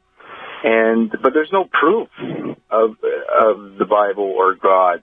Can you provide the proof that there is a God or a creator? Well, I didn't say that the Bible is literal. A couple times during the conversation, I've pretty much said the exact opposite.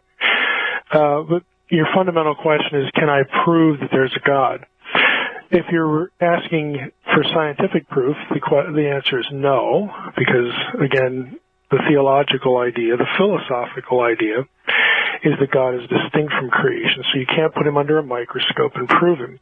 This is why the argument is philosophical, and what I mean by that is, what is more coherent?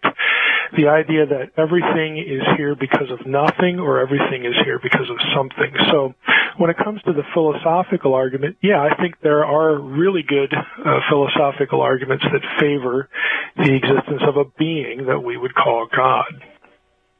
Okay, so the being could be God, or it could be an alien, or some other in terms of an alien, I mean, I think we have to be on the same page here. I kind of think we are. I define the alien as an extraterrestrial life form that is the product of evolution, and so that's quite different than God.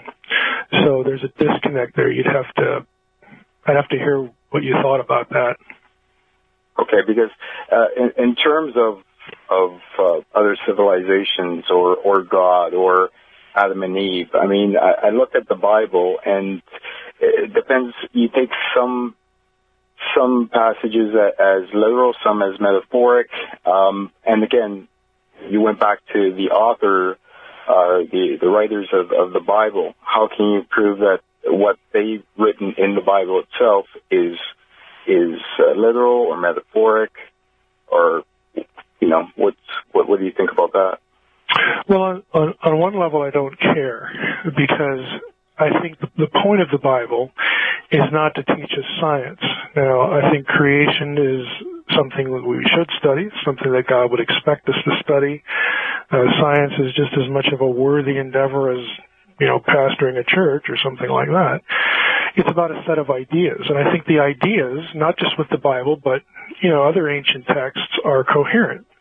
We didn't put creation here, the creation we experience and see. We're not responsible for it, so somebody else must be. Again, that takes you into this idea of a creator, and I think that's a reasonable assumption.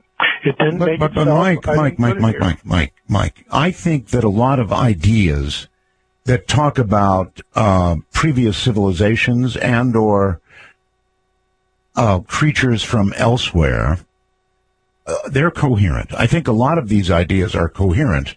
And it does seem to me, Mike, that when it comes to those sorts of things, you demand a very great level of proof. But when it comes, you know where I'm going, right? Yeah. Oh, yeah. Yeah. Maybe that's kind of what the caller's saying here. Well, when it comes to the demand for proof for a biological entity, I would like biology. When it comes to the demand for proof for a non-biological entity like God, then I think by definition we have to look at it philosophically, the rules of logic and things. It's kind of the difference between scientific evidence and legal evidence. We use them both, but they're not the same, and we can argue about which one's better. But the fact is that each of them applies in its different realm. And so, I can't reproduce a crime or some event that happened in court, but I can argue, again, using the rules of logic and points of evidence, for this scenario is more coherent than this other scenario over here. So I think the requirements for both are appropriate to the realms in which they're operating. Caller? So you have faith in God, but in terms of a biological being, you need actual physical proof. Your faith in God is basically your proof that there is a creator, which you call God, correct? But if I would not use the word faith. I would use the idea that there is a God is more reasonable. I don't really divorce reason and faith, that much. And I mean, some people do, some people don't. But I think faith without reason is pretty useless. Right. I mean, I look at faith as just something in your head, just something that you believe in, but there is no actual proof. But faith. But you do have reasons that you believe in whatever it is you believe. And I think that's perfectly appropriate. So what I'm saying is I believe that it's more coherent to believe in a creator than not. To me, that's more reasonable. And, this isn't a logic class, so we don't need to, go down a really boring road for radio. But I'm hoping you get the idea. Yeah, I do. I'm just trying to understand, faith and actual proof of biological being the creator. Because when it comes to God, we all believe that God, with our faith, not actual proof of any physical proof of an actual God or biological being. Correct? It's actually a little hard. It's actually a little hard to make a really clean-cut distinction in some regards, because even in the realm of science, there's an interpretive aspect to certain things where we have data. Data is produced by scientific observation and inquiry and experimentation and all that. But when we think about the data, then we're actually in the other realm. Again, we have to form arguments and see if one is more coherent than another. How to parse whatever the data is in front of you. Right. We have hypotheses, right? And then we build experiments or studies or research to prove the hypothesis is correct or not. Right. Right. With science, it's really nice, that part of that process is repeatability. Right. In the courtroom, using that as an analogy, you can't depend on that, unfortunately. It's just a different realm, but the goals are the same at any rate. Okay. Well, great. All Thank you very much. Thank you very much for the call, and take care, and let's do this and say hello there. You're on the air. Hello, line 1, you're on the air. Hello. Hi. My question is, he says he doesn't believe in ancient aliens, but what about the drawings on the Mayan pyramids where they got, a spaceman and a spacesuit and a spaceship? Ancient aliens. I would suggest that you go to either YouTube or directly the URL, Ancient Aliens Debunked. It's a 3-hour video. It's free. It's got almost 2.5 million views, and one of the segments is about just that, the so-called Palenque astronaut. And I'd invite you to watch it. You can also go to the website and get a transcript of the actual video with resources, with sources where the material was sourced. Basically, what's been interpreted as, hardware, rocketry, that sort of thing, really are known motifs from other pieces of Mayan art that are about the underworld. So it's not about ancient astronauts at all. And I know for someone who's committed to the ancient astronaut view, they're not really going to swallow that. Okay, but what I would say is, look, go back. This is a teaching moment here. We want to understand the culture on their terms. They didn't make just this one object. They made lots of objects. Okay, and some of those objects have text with them where you get the objects explained. Okay, underworld texts. So if you compare all of the data collectively, the ancient astronaut view of that particular artifact is going to disappear. And again, my argument is primary source based. Okay, when I was 10, I lived in Culver City, California. Mm-hmm. And there was a giant cigar-shaped, craft that flew between my yard and the neighbor's yard. And so many people saw it because it was on a weekend that it was on the news, and they called it a runaway missile. And it was probably back in 1968. But missiles don't have windows. Yeah. It's ridiculous. Yeah. So it was only 2 miles an hour. Yeah, I believe you entirely. I mean, I believe you saw what you saw, and you're not making it up. My only question is, why would you conclude it's extraterrestrial? And again, because it's different. It's not what you'd normally see. But again, lots of people who know more about ufology than I do, have gone through and cataloged all these sorts of objects and technology. I really recommend for this one, is Triangle or otherwise, again, to go to my website, drmsh.com, click on the quick links, and then look for my review of Marler's book on triangular UFOs. I pull out a lot of images, again, from patents and other technologies back into the turn of the century, the late 1890s, all the way up to today, for all the different shapes. And that doesn't mean that what you saw is not extraterrestrial. It just means that what you saw has a really good explanation that might compete with that. And so that's why I'm saying I need more. I need a biological entity, to move me to that position. Well, it's a triangle, in his hometown.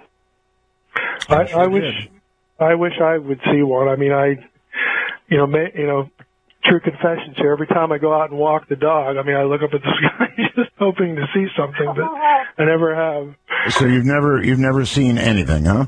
I've never seen anything. All right. Well, I think we've got another caller on the line. You're on the air with Mike Heiser. Hello. Hello. Yes, sir. How's it going? Just fine. Go ahead.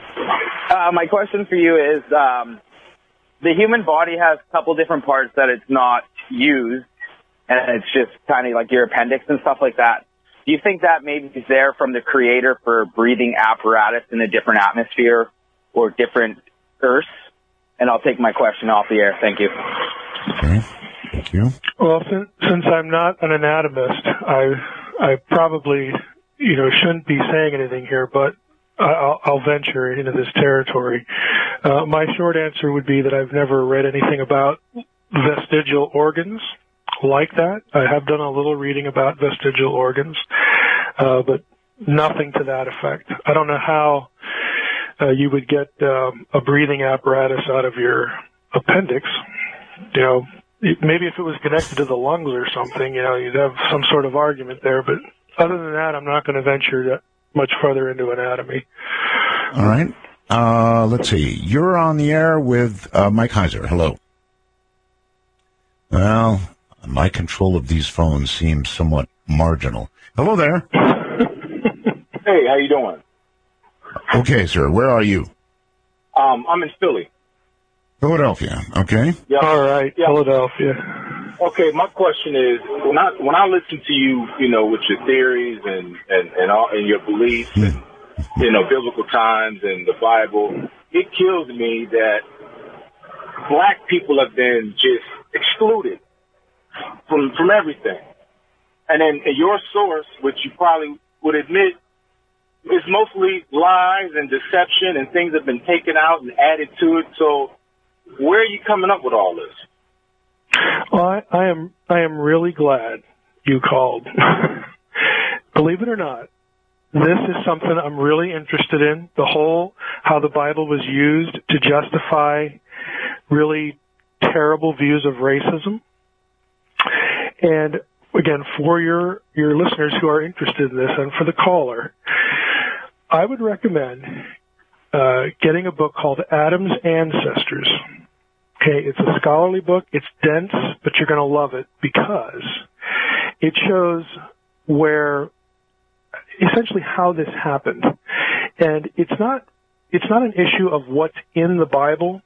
It's an issue of how poorly people fought about the Bible in the wake of, in the 1500s, discovering new peoples and other continents, the discovery of the New World. I agree with you. I think there's been horrific Bible interpretation that has been foisted on not just the Christian community, but on the African American community. That's just ridiculous and shameful, and it's abominable. The Bible itself doesn't teach a lot of what people say it teaches, and this is one of the best examples in the world. Well, and I understand where you're coming from, but my point is also, like you said, when the Bible was put together in the 14th and 15th century, they excluded my people from almost everything. Well, everything, And so when you do something like that, how can now in the 21st century, a person like you could speak, with such authority about who the Creator is and what took place during biblical times? I feel like you probably got a white Jesus hanging at your house. And until you get rid of that, how can you sit up here and talk about the Creator? It kills me. When I hear white people talk about religion and I'm black and they exclude my whole, everything. And they talk with such authority and I think almost arrogance. It just kills me. Well, I don't have a white Jesus. I have a Middle Eastern Jesus because that is the context for Jesus. The Bible doesn't talk about white Europeans. It knows nothing of Nordic races or white European races or anything like this. So what you're attacking and what you're upset with, I'd agree with you. Okay? It's just really crappy Bible interpretation. I don't know how else to put it, but these kinds of ideas that you're reacting against have come basically because people handled the Bible really, really badly. Now, I'll correct you on one point. It wasn't put together in the 14th and 15th centuries. I was referring to the Reformation. That's a Christian tradition. It has nothing to do with when the Bible was produced. It's much older than that. But it's a Mediterranean-centered document. It's an ancient Near Eastern-centered document. You can say blacks are excluded. There's actually more African American material in the Bible than there is white European material. There's no white European material. It's a totally foreign world. Mike, hold it right there. I've got control of some software here, so I hope. You're on the air with Mike Heiser. Hello. Hello. Hello. Yes. Hi. Hi, Roswell Art.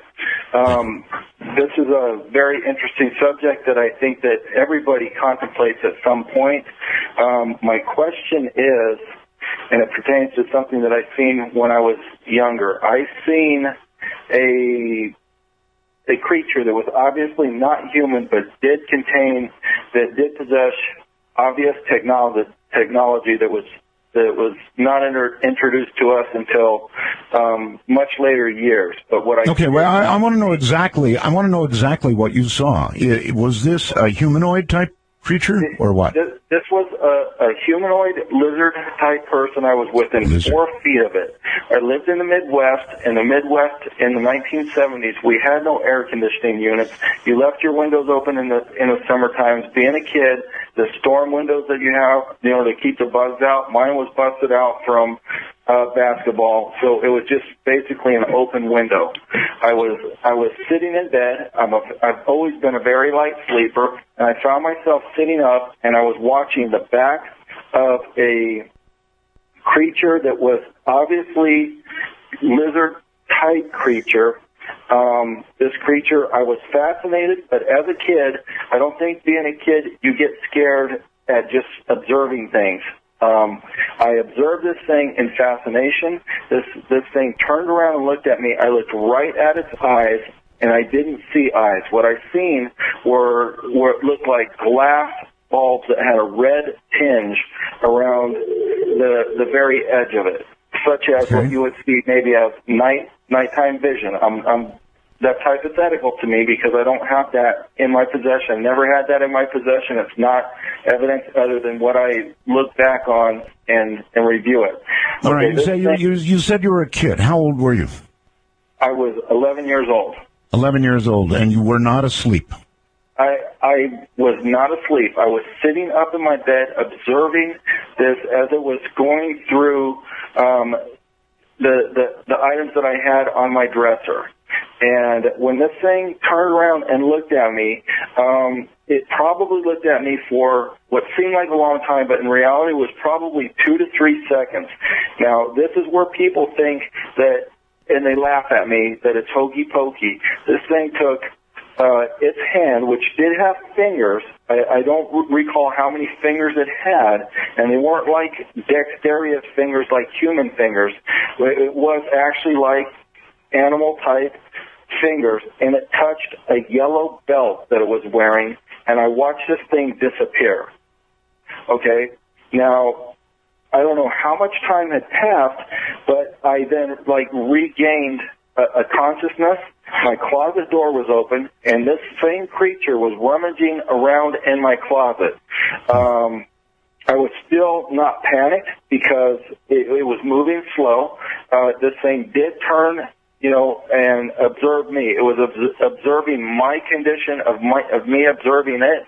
Once it observed that I had seen it again, this thing moved so fast that it was like a strobe light, and it leaped right out that open window. And that's when I panicked. As a kid, I panicked when it moved fast.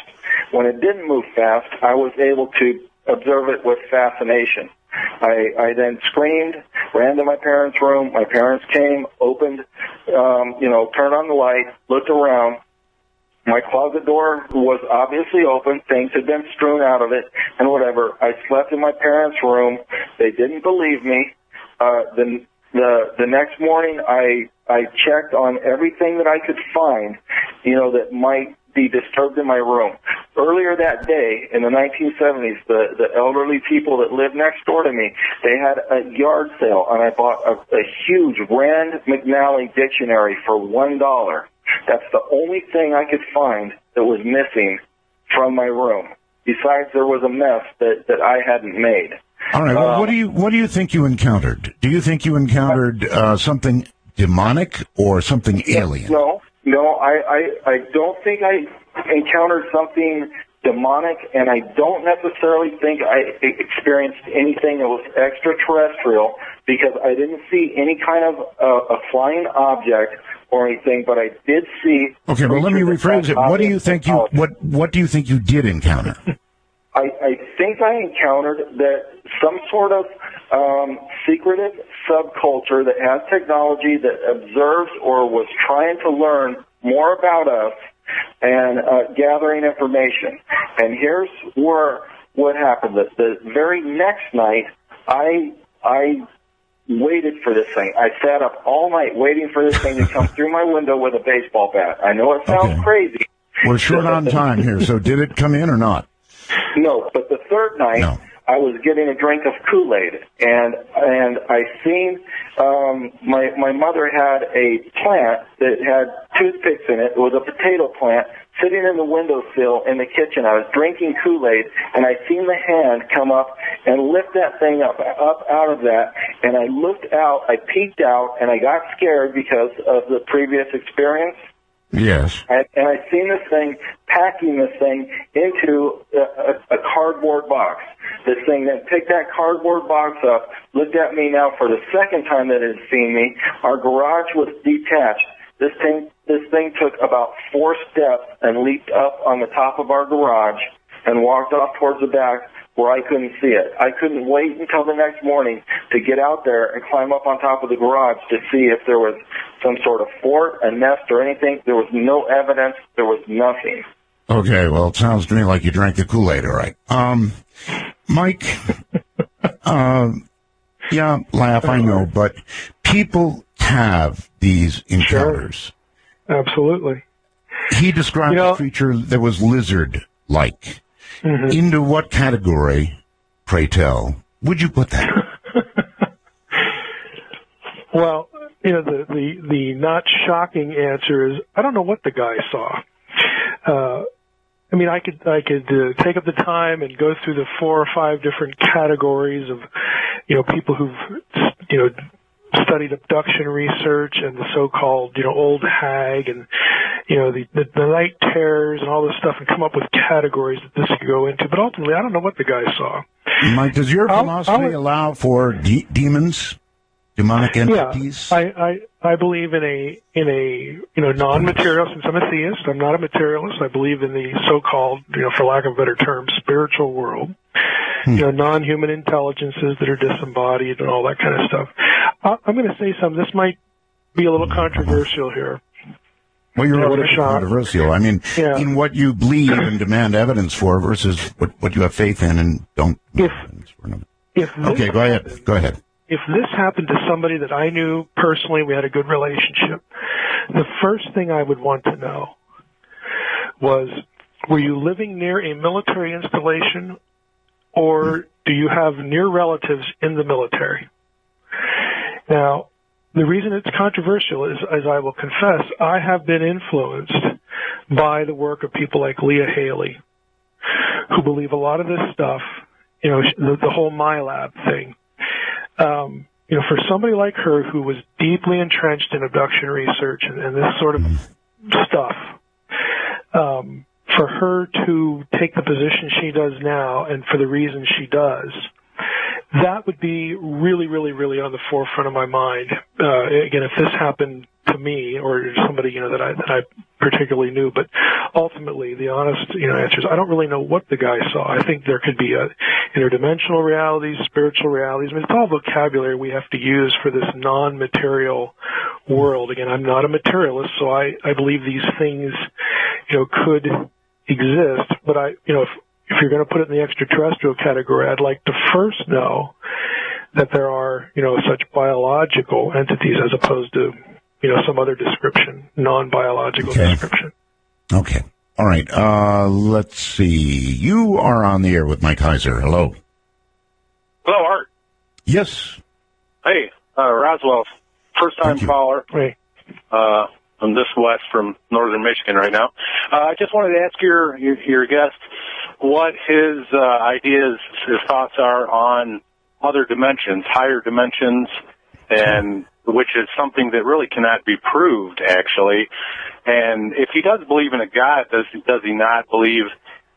does he not believe if it's like a multi-dimensional being, which in itself means that it cannot be proved?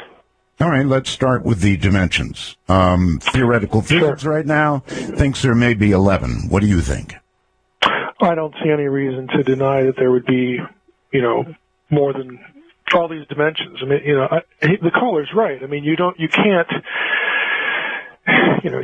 necessarily prove these things. Again, they're postulates and there are ways you can sort of attack the problem that make it more or less coherent. But I mean, I don't see anything problematic about it. I mean, who ultimately knows? If there is a God, that deity could by definition exist outside our time and space and intrude upon our time and space, come and go, all that sort of thing. I don't have any problem with those suggestions by the world of physics, theoretical physics. Okay. And about... Okay, thank you. All right, you're very welcome. Take care. Or God could exist across all of those dimensions. Sure. I mean, we don't know. Okay, not first time. What am I talking about? You're on the air with Mike Heiser. Hello. One number, many people. Hello?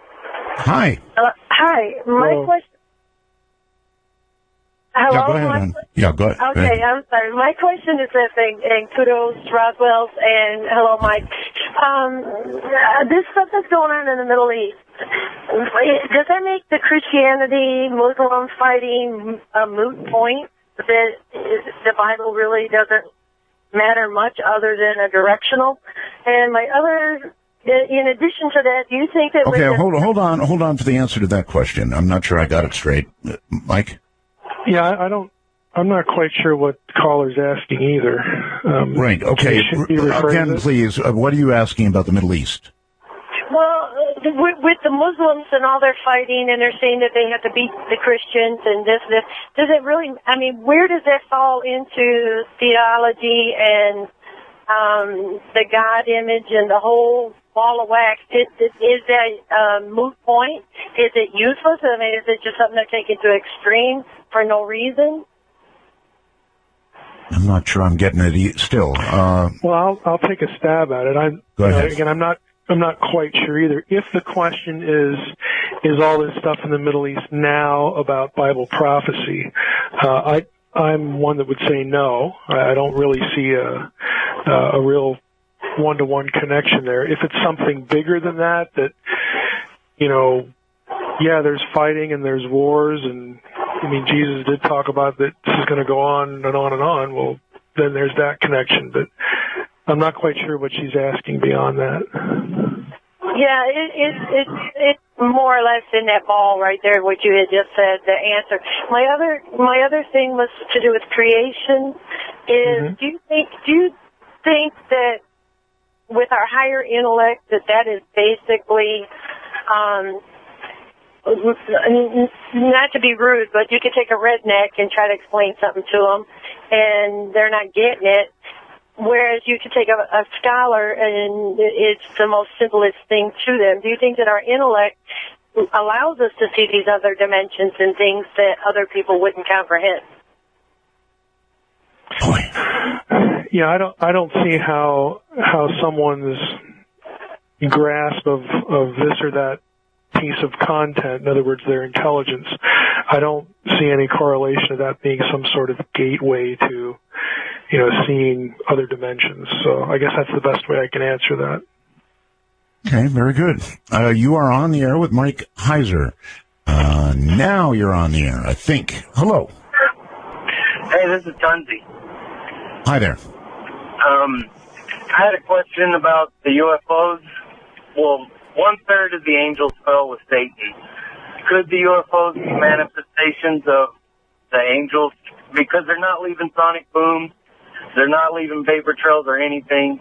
So could it be just the manifestations that they have projecting onto us as a way to deceive us from God?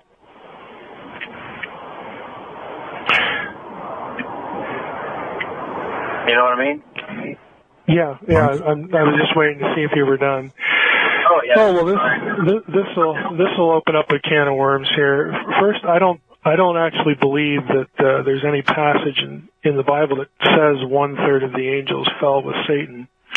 That comes from Revelation 12, but the comment about the third of the stars is actually in connection with the first coming of Jesus. So it's not. The whole idea of an angelic rebellion, as far as the Bible goes, I think is something of a myth. So you can tell I'll get some good email out of that one. Oh, I'm sure you will. I do believe that there are angels and demons and all this kind of stuff. I just don't believe that particular thing. But let's just set that to the side. The whole thing about UFOs and angels, to me, when we talk about UFOs, we're talking about craft. About entities that are humanoid. Angels in the Bible are always, depicted in human appearance, which is quite different than these craft. They don't need craft. Again, if this is an interdimensional reality, you don't need nuts and bolts technology to carry you from one place, to another. If you have command over dimensional passage, you don't need to get into anything that's going to burn fuel to get you there. All right. Let's see. You're on the air with Mike Heiser. Hello. Hello. Hi. You got me? I got you. Hey, this is Billy. How y'all doing today? Fine, Good. Billy. Good. I got a couple questions. I got a point to make. And first of all, you've read that we're all over the page here. First we got a creator, which is the Lord, right? Okay. So you need a biological point. Oh, let's just say here, if a alien kidnapped us and was dissecting us, would you think that he would need a biological point too? Everything is molecular and made up by molecular. And if you have a creator, the creator made the molecular scheme for it. You know what I'm saying? Okay, Mike. Mike. If you're breathing into the phone. Okay. Okay, there you go. Go ahead, Mike. This is why I'm a dualist. Can I raise my two other points? Go ahead. Then I'll leave you alone here. Okay, with the African American that was talking earlier. Now, if you read in the Bible, then when it had Cain and Abel, and Cain killed Abel, right? Well, the Lord came to Cain and he put a mark on his body, and he said that he will be recognized from now on with this mark. Now, did you believe that's where black people came from? But also, no. When he sent them out in different tribes, remember when he had the land of Babel? Okay, he sent them all out in different tribes. Now that's how we get the separation of racists, not racist, racist. All right, can I interject there? Sure. Okay. No, I don't believe that the Cain and Abel story has anything to do with black people, okay, with the African American race or the Negro race. There are no physical characteristics attached to any of the tribes or nations in the Table of Nations in Genesis 10. Up until the 20th century, okay, late 19th century, let's be generous here, race was defined in terms of language and religion, and that's the way it always was in the Bible. You defined a person's race by what language they spoke and what God they worshipped. That was separated. Okay, those things were severed to make a biological argument by, believe it or not, the Nazis. Okay, early Nazi thinking, because of their wish to identify a particular biological set of characteristics with what they perceived to be an original race. So again, the Bible doesn't reason that way because they didn't know anything about science. They're not doing biology. Nowadays we go by genetic lineage and differentiation. We're more sophisticated than they were in the 19th century, and certainly in real primitive times, the second millennium BC or something like that. So I think a lot of this racial theory, this racial talk that people try to attach to the Bible, like I told the African American caller, is really misguided, and it's really contrary to the biblical world. Go ahead, yes. Well, but when they split them up to the different tribes, when the Moses was walking around, they split them all up in different tribes. Then they brought it, then they had the land of Babel, which was, if I can get pulled over. Well, if you go back and look at the Table of Nations, they're not all those names are not actually people. Some of them are locations, some of them are tribal groups. Some of them are geographical regions and things like that. So, again, I would suggest that it's because of a very careless reading. Again, this goes back to the late 19th century, of passages like Babel, that we get a lot of the racism that we've been living through in the 20th century and still in the 21st century. And the Bible just doesn't think on those terms, because it wasn't about physical characteristic. It was about language and about, again, which part of divine turf are you on, and what God do you worship, and that sort of thing. So my view of these passages is really linked to the biblical world itself, and not, what Christians or Jews or Aryans or whoever, Europeans, did with the Bible in later times. All right, okay. What do you think about you were saying you were needing that biological proof. What biological proof would it take for you to gain your faith and to believe? Well, this is an excellent question. Yes. And I'm going to have to be a little careful here, because it actually takes me into sequel territory. I'm almost done with the sequel to The Facade, which is called The Portent. Yes. So I'll try not to dance too badly here. But let me say it this way. It would be sufficient to me to either have something microbial, the elements of which could not come from Earth. In other words, non-terrestrial, clearly non-terrestrial elements.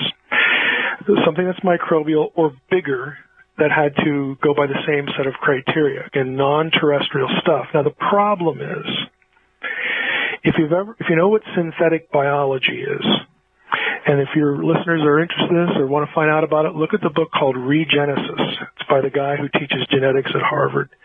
Synthetic biology means not only can we read DNA, but we can write it from the atomic level on up. And what that means is that in our near future, 10, 20, 30 years out, we will be actually able to create DNA that has never existed before and cannot exist on Earth. Now, if you have someone that can do that, they can actually fake best evidence. And that's the problem. Again, since I read a lot of this weird stuff, this weird technology stuff, it's a little scary, because since I'm into ufology, I take the whole paranoia of the military-industrial complex pretty seriously. I'm suspicious of it. I'm suspicious of the black world. And if they're talking about this at Harvard, I know they're talking about it at other places. And so it's a little frightening for me. So I'm being honest with you. That would do it for me. But in the back of my mind, I'd still be wondering, okay, is this real, or did somebody make it to almost create like a narrative? almost like a genetic Photoshop. It's even worse. Look, nowadays we think of what you could do, Art. If you have the ability to write your own DNA, you just make it up. Mm-hmm. And now marry that to 3D printers, that idea, and again, that piece of technology. I mean, it's really frightening. It is just honest to goodness frightening that if someone wanted to, they could do that kind of thing to move people towards certain sets of beliefs that would put them in situations where their behavior was predictable to steer them in certain directions. Yeah, I wonder what you're going to do then, Mike. I'm serious. What are you going to do then? When somebody can come forth with a creature that they have, in essence, created, mm-hmm. and they're going to present it to you, and you're going to have biological evidence in front of you. Then what? This is why I write fiction. Because I want to confront myself with that problem. The honest answer is I don't know. I would sort of be predisposed to thinking, okay, this is probably real. I'm probably being too paranoid again to think that someone would have this kind of power and would want to wield it for God only knows what purpose, again. But I'm just telling you, maybe I've been in ufology too long, but I just have this strong, suspicion that, if I can think these thoughts, people who are a lot smarter than me can think these thoughts too. Okay. And it's kind of a dilemma. All right. Hello there. You're on the air with Mike Heiser. Hello. Hi. Hello. How you doing, Art? Fine. I love your show. Your show is so wonderful and inspiring. I have a real great question for, Mike Heiser. Mike Heiser, yes. You have just explained a whole lot of things that would basically a belief in God. I get to the first part when I started holding here is you were saying that there was a DNA struggle between science and theology created from Adam and Eve. It couldn't be done with just a couple, and then it went to Moses, and they had 4 sets. But it doesn't explain the fact that we have discovered in the past cavemen, Cro-Magnons, Neanderthals that pre-existed Adam and Eve with their DNA. Why would we assume that they pre-existed Adam and Eve? Because they're going back millions and millions of years ago. And why would we presume that Adam and Eve couldn't as well? Well, that's where I'm not a theologist or a PhD or a scholar or anything like that. You don't need to be. But I'm just listening to you, and you're saying just now here recently of someone being able to write a DNA.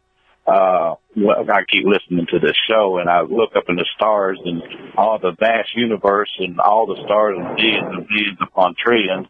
And it's like infinity up there, and I'd have to be pretty naive to think that we were the only little speck in the infinite world that their life exists as we know it. I would assume that there was something somewhere in some faraway galaxy or whatever. How come they haven't reached that technology that they can write DNA and say, oops, made a mistake, we'll throw it over here on this rock, let it grow, and see what happens. So in the way you're describing it to me is, there's my God. He just created us. So who is he? Who created him? Someone did the same thing to them and threw them on a rock and let them grow? I don't understand. Well, I could go home. What you're doing is you're taking points of data. You're taking specific ideas, and you are connecting them again, which is a normal impulse. But the question is that connection coherent? Is it compelling? Is it the only connection that can be made? The answer to all 3 of those is no, no, and no. So I wouldn't be too disturbed over the fact that you can think those connections. That doesn't make them real.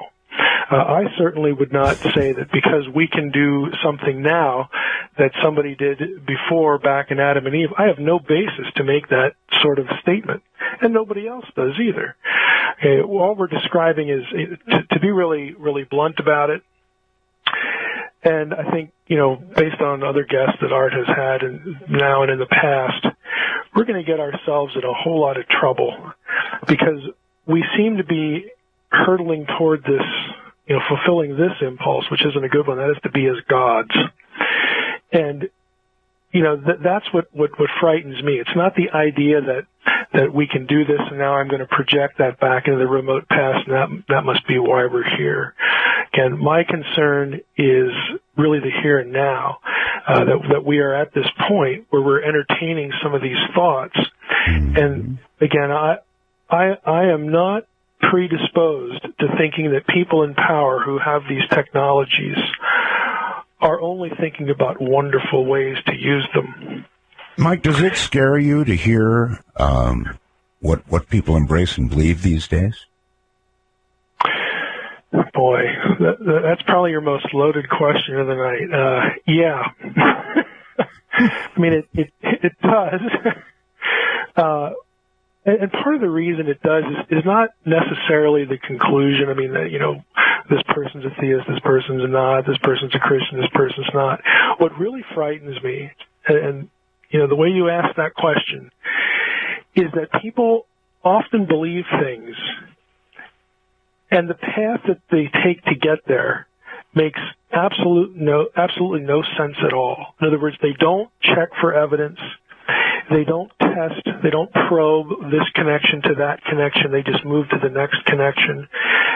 People seem to be, I think part of this is the information explosion. There's so much out there, and it's so wearying to think that I have to think about all this stuff.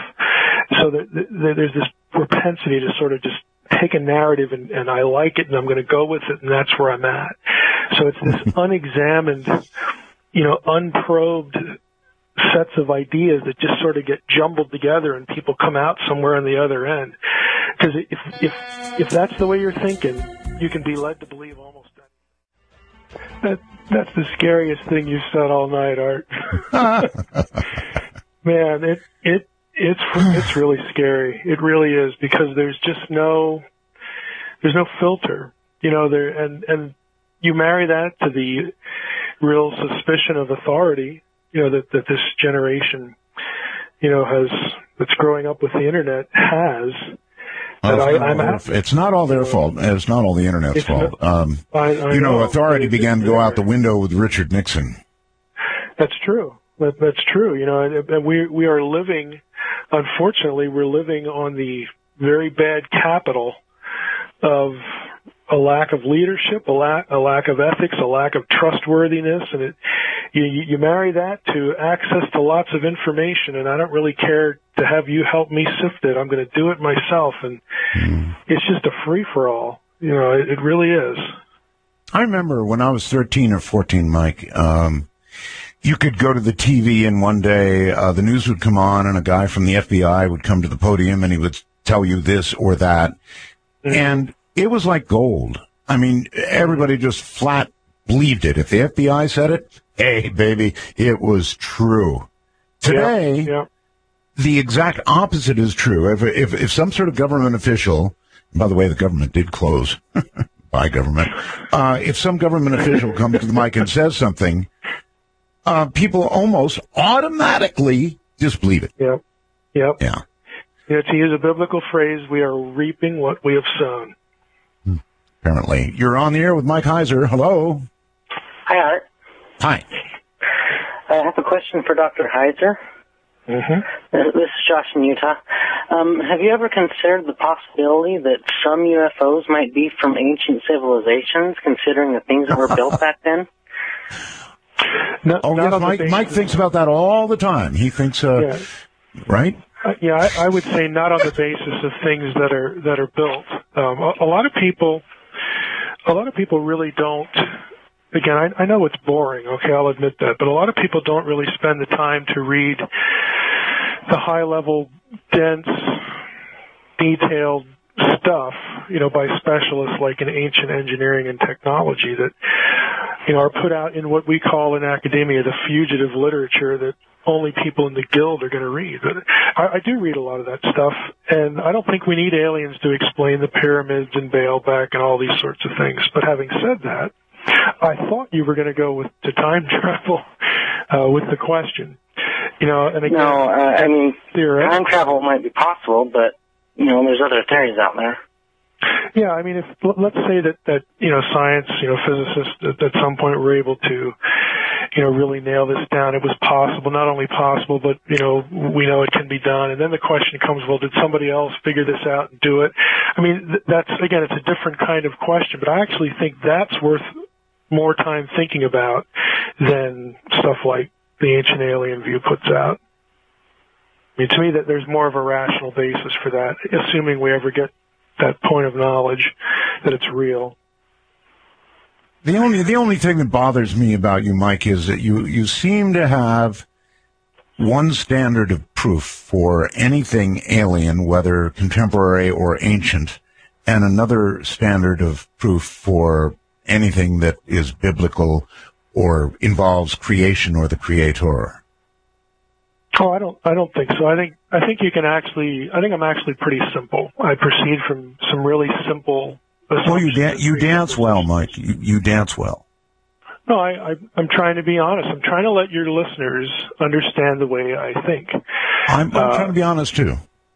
Right. I'm trying to be honest. I'm just giving you my observation. Right, and that's fine. For a biological entity, I need biological proof, and God isn't a biological entity. I don't think we can prove God. So we're left to, philosophical arguments, what's more coherent as opposed to what isn't. So again, I don't have blind faith. All right. You're on there with faith to be reasonable.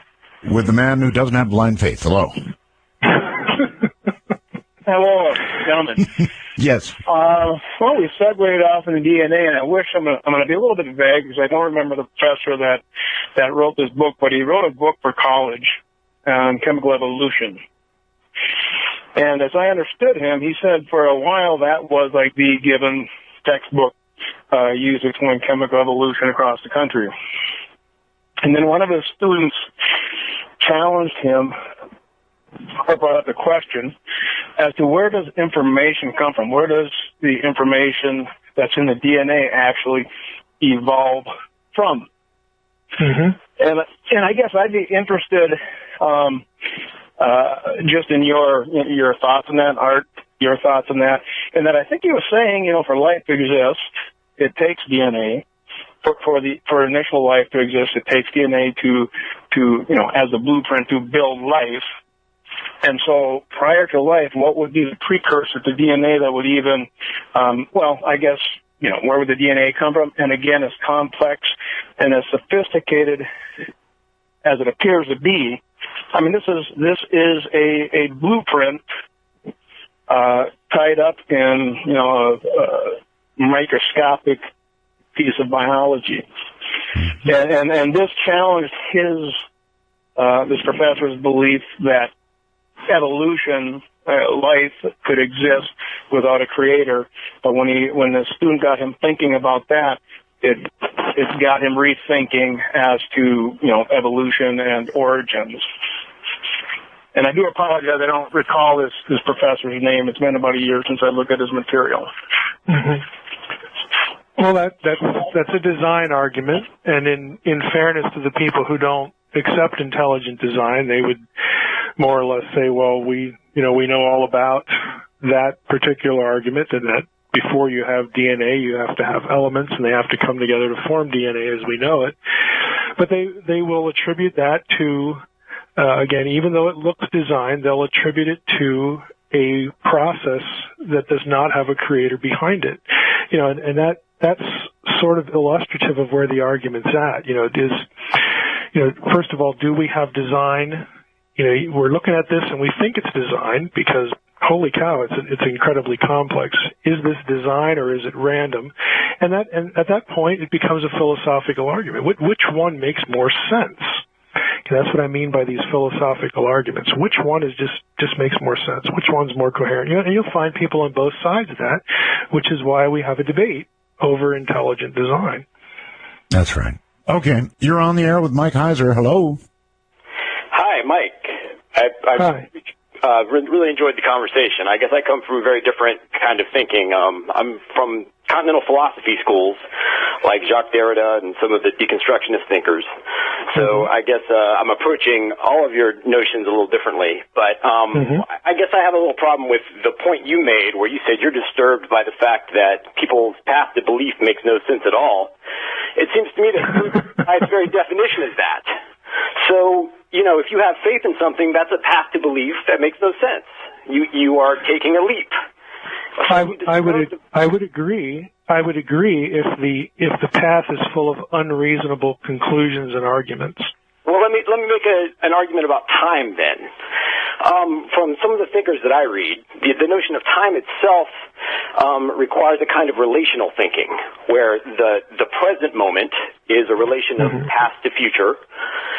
So the now is never available to us immediately, which means that presence itself is a problem. The sovereign subject, the person that's in control of, thinking itself.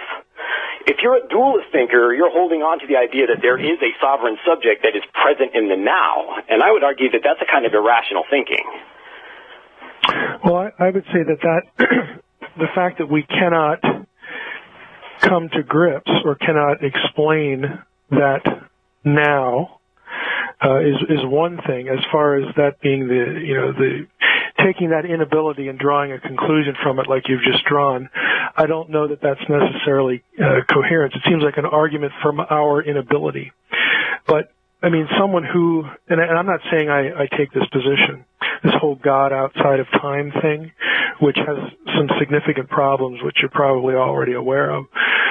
But it also has, its adherents, within cosmology and philosophical theology, that the arguments sort of aren't really relevant to a being such as that. And so the path that you've taken to demonstrate that this being is in this moment that doesn't exist, that moment wouldn't exist in our dimension, if we can use that term, whereas it would not be relevant in a different dimension. I mean, there's any number of, again, I'm not saying I'm married to any of these positions, but I'm trying to illustrate for the audience that there are other ways to take the same set of ideas and wind up somewhere else. I guess I would argue that thinking itself occurring within this kind of time, any notion that there's something outside of that, if you're arguing for like a God that exists outside of time, is unthinkable and in some sense nihilistic, because it's opposed to life, which occurs within time, and that's the way we experience it. So wanting something outside of time is in a sense a kind of nihilism or denial of life. And I would agree that that's a good argument against it. I don't argue that God is outside of time. I would argue that God can be in our time, or he cannot be. I mean, in other words... But if God's in our time, this is a radically different God than a traditional Christian God. Now we're talking about... It might be radically different than the Christian thinkers you're thinking of or accustomed to. But I'll give you an example, and it gets really... You sound like the guy that would enjoy this sort of reading. If you go up to William Lane Craig's homepage, he spends a lot of his career, frankly, on this God and time sort of thing, showing that, hey, it's really kind of theologically scary to have God completely outside of time. And one of the arguments is just exactly what you said. Another one would be, if God exists out of time, then how can he really empathize with our experience? And that has implications for things like prayer and whatnot. So a lot of Christian theologians are not where you're putting them. What makes you think he has anything to do with our experience at a macro level anyway? Again, that's just a theological statement, and you could approach it two ways. You could say, well, the Bible says that, and, that would be one argument. The other way to look at it is reasoning from the analogy of ourselves. And that is, well, if I would have made things, it seems more reasonable that if I made something, I'd like to at least watch it, if not spend time with it, as opposed to not. And so again, that's where the philosophical argument lands, and that's the ground on which it's fought. Okay, well, thanks a lot. I really appreciate the conversation. You bet. Me too. Take care. Here's somebody, Shep, who says, Mike says that a lot of people's path to belief makes no sense. But faith is itself, by definition, a path to belief that does not make sense. Isn't his fundamentalism caught up in the same problem? Right. Well, first, I'm not a fundamentalist. The people who fired me from my last teaching job would certainly say I'm not. So I'm not in that camp.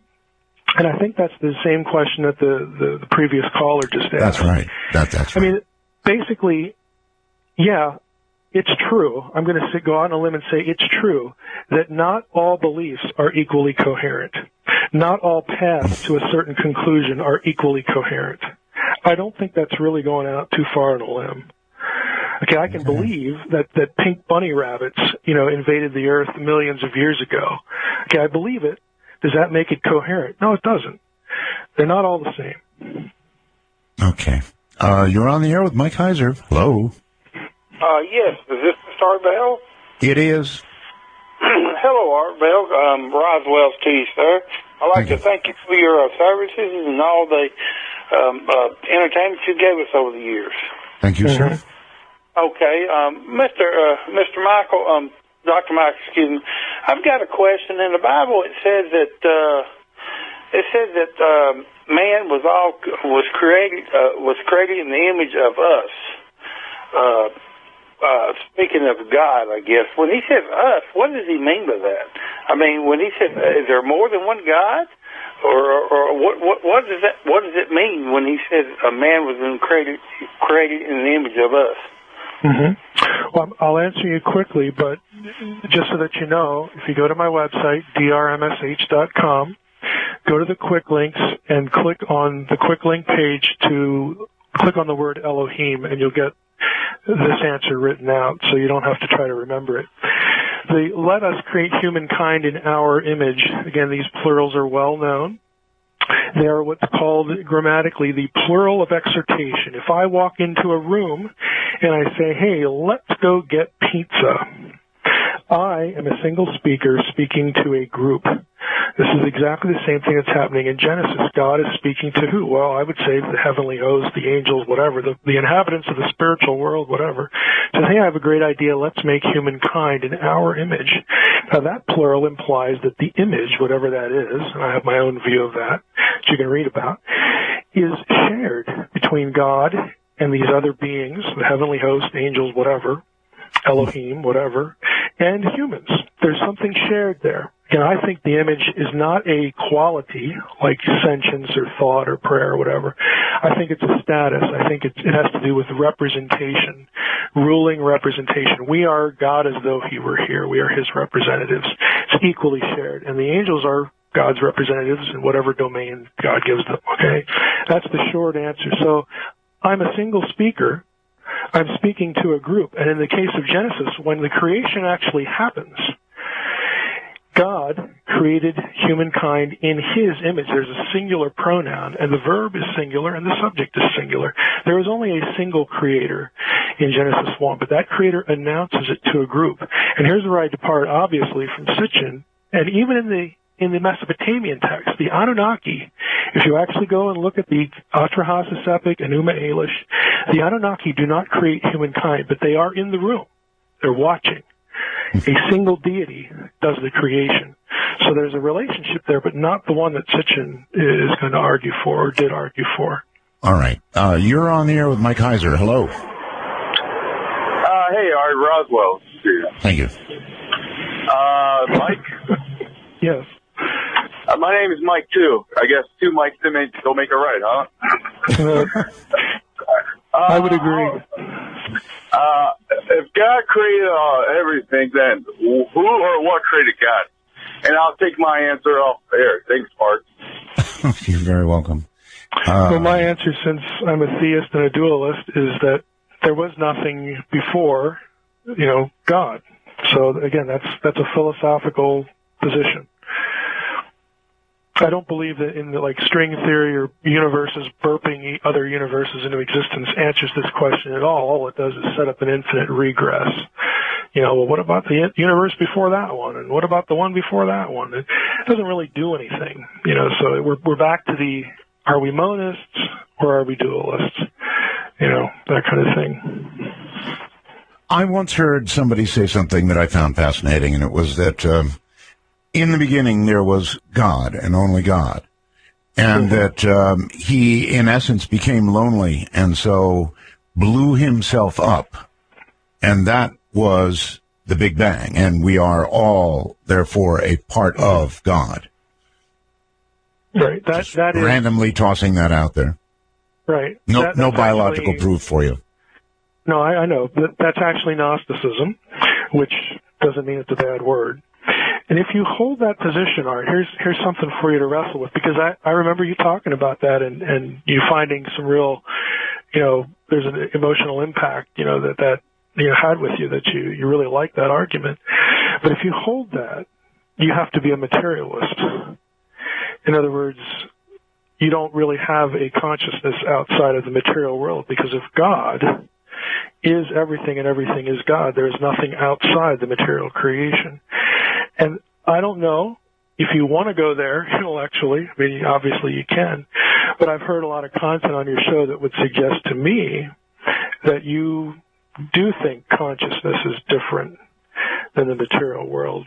Now, maybe it may be. I'm open to proof, Mike. Right.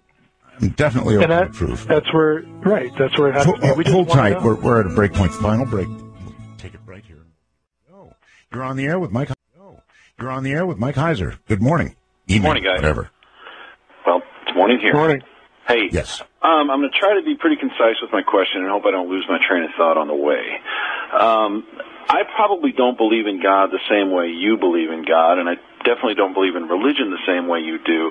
I'm kind of a Taoist in that I think the God you can name is not God. And so my question is kind of a comment. I do believe that I've come in contact with something that is what you would call a higher intelligence, because what I experienced, it manipulated, the physical world that I experience every day in its own way. And I experienced it the same way I would experience you, face to face. So I know it's out there. I don't know what it is. But it got me to think that if there is a higher intelligence such as this, wouldn't it be easy for them? And if it's not easy, wouldn't it at least be interesting for them to manipulate our world to make them appear godlike? That doesn't mean they are God, but they certainly could appear that way to us. And one of the things that got me thinking on this direction is I have a friend who's certain that he met Jesus in a vision, and he wants to tell everybody about it. Mm-hmm.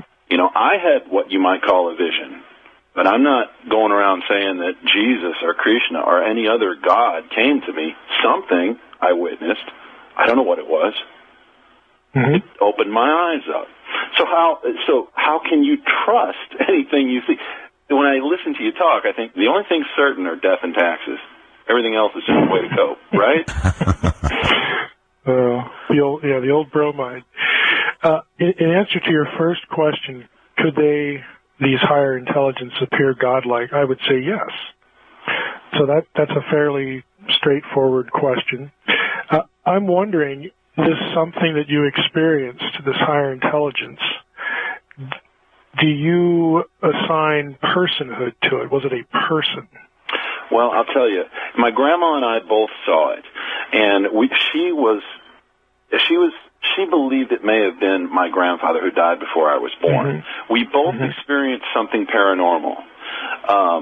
I just experienced something very strange. It was a light, and it had form, and it was a thing.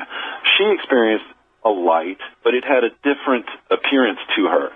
So her impression, she's a very religious person, by the way, so I was surprised that she didn't come out of it as a religious experience, but she felt that it was her husband, Bob, my grandfather. I got no impression from it other than that it was not of, I can't say it was not of this world, because obviously it was of this world, but it was not something that, performed according to the 9-year-old physics that I knew at the time, and never has.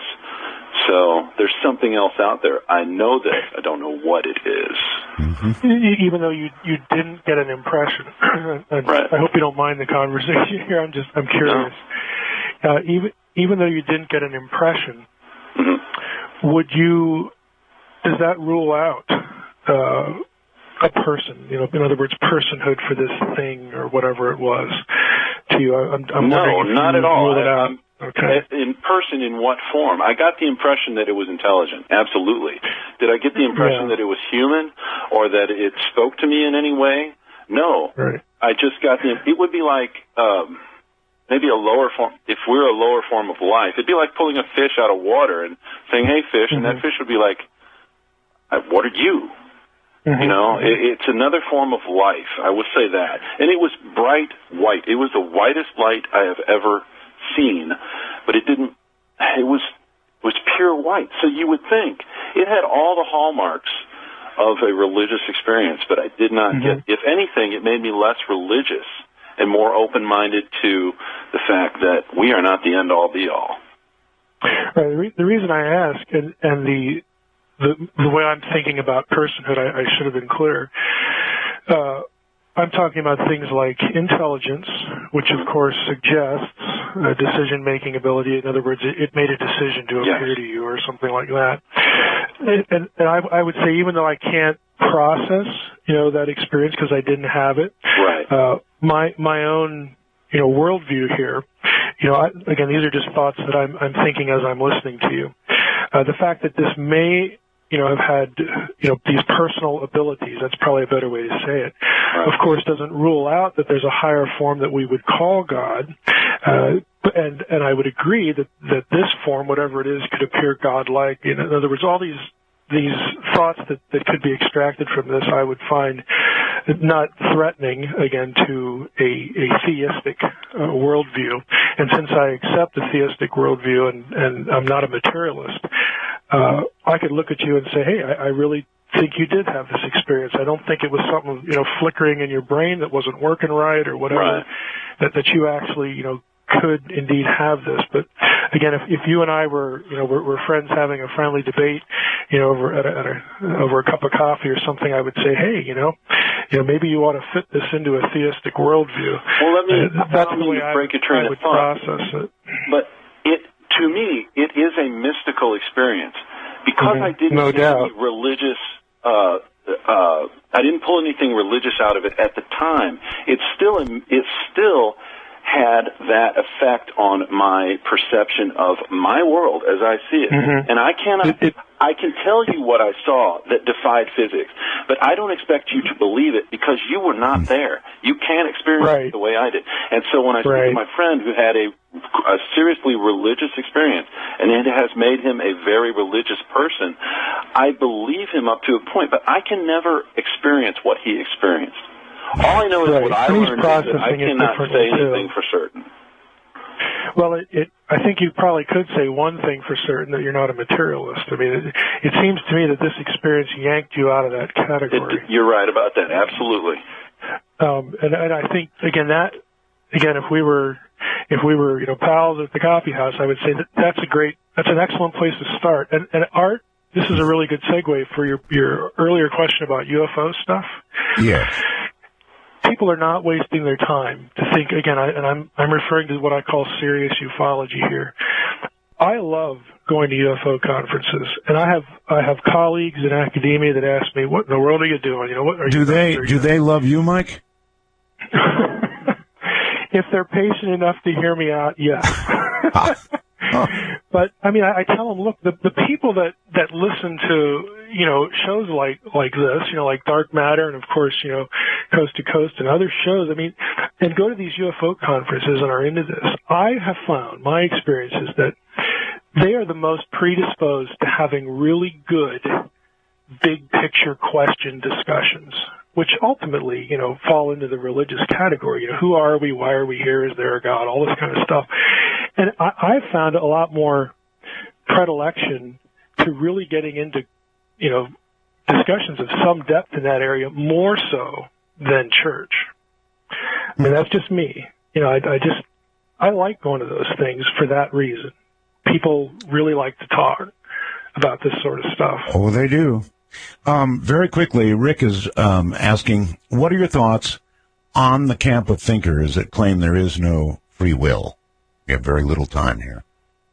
I disagree. I think if we do not have free will, we cannot image God. That's an attribute we share with Him. That's the shortest answer I can give you. And a good one, too. Very quickly, you're on the air with Mike Heiser. Hello. Hey, Roswell's Art. Thanks for having me on. Just a quick question, Doctor. You guys were talking about some frightening beliefs, and one really scary contingent to me is the New Earth creationists. You know, they think that the planet is 5,000 years old, and they built a museum to prove it. I just wondered if you could offer some insight on that. Yeah, are you referring to young Earth creationists, like recent Earth? Yeah, yeah. I would be in the old Earth camp. Although I have to say I'm not offended by the idea, because if God created everything immediate, who am I to say He couldn't do that? But I think we need to take science seriously, and I think a lot of it points to old Earth. And I know there's arguments on both sides, but I would be more predisposed to be in the old Earth camp. Okay. We're wrapping it up. We're out of time. Mike, I want to thank you for being here. It's been very stimulating and at times confusing, but all in all, a wonderful appearance. And I'm sure we'll have you back again. And your website again is? drmsh.com. And Art, thank you for having me on, and thank you for coming back. Oh, well, you're very welcome. It's just a pleasure. What would I do without the stimulation? Be on the couch doing nothing. Yeah. All right, my friend. Thank you. Thank you very much. And you have a good night, Mike. You too. Bye-bye.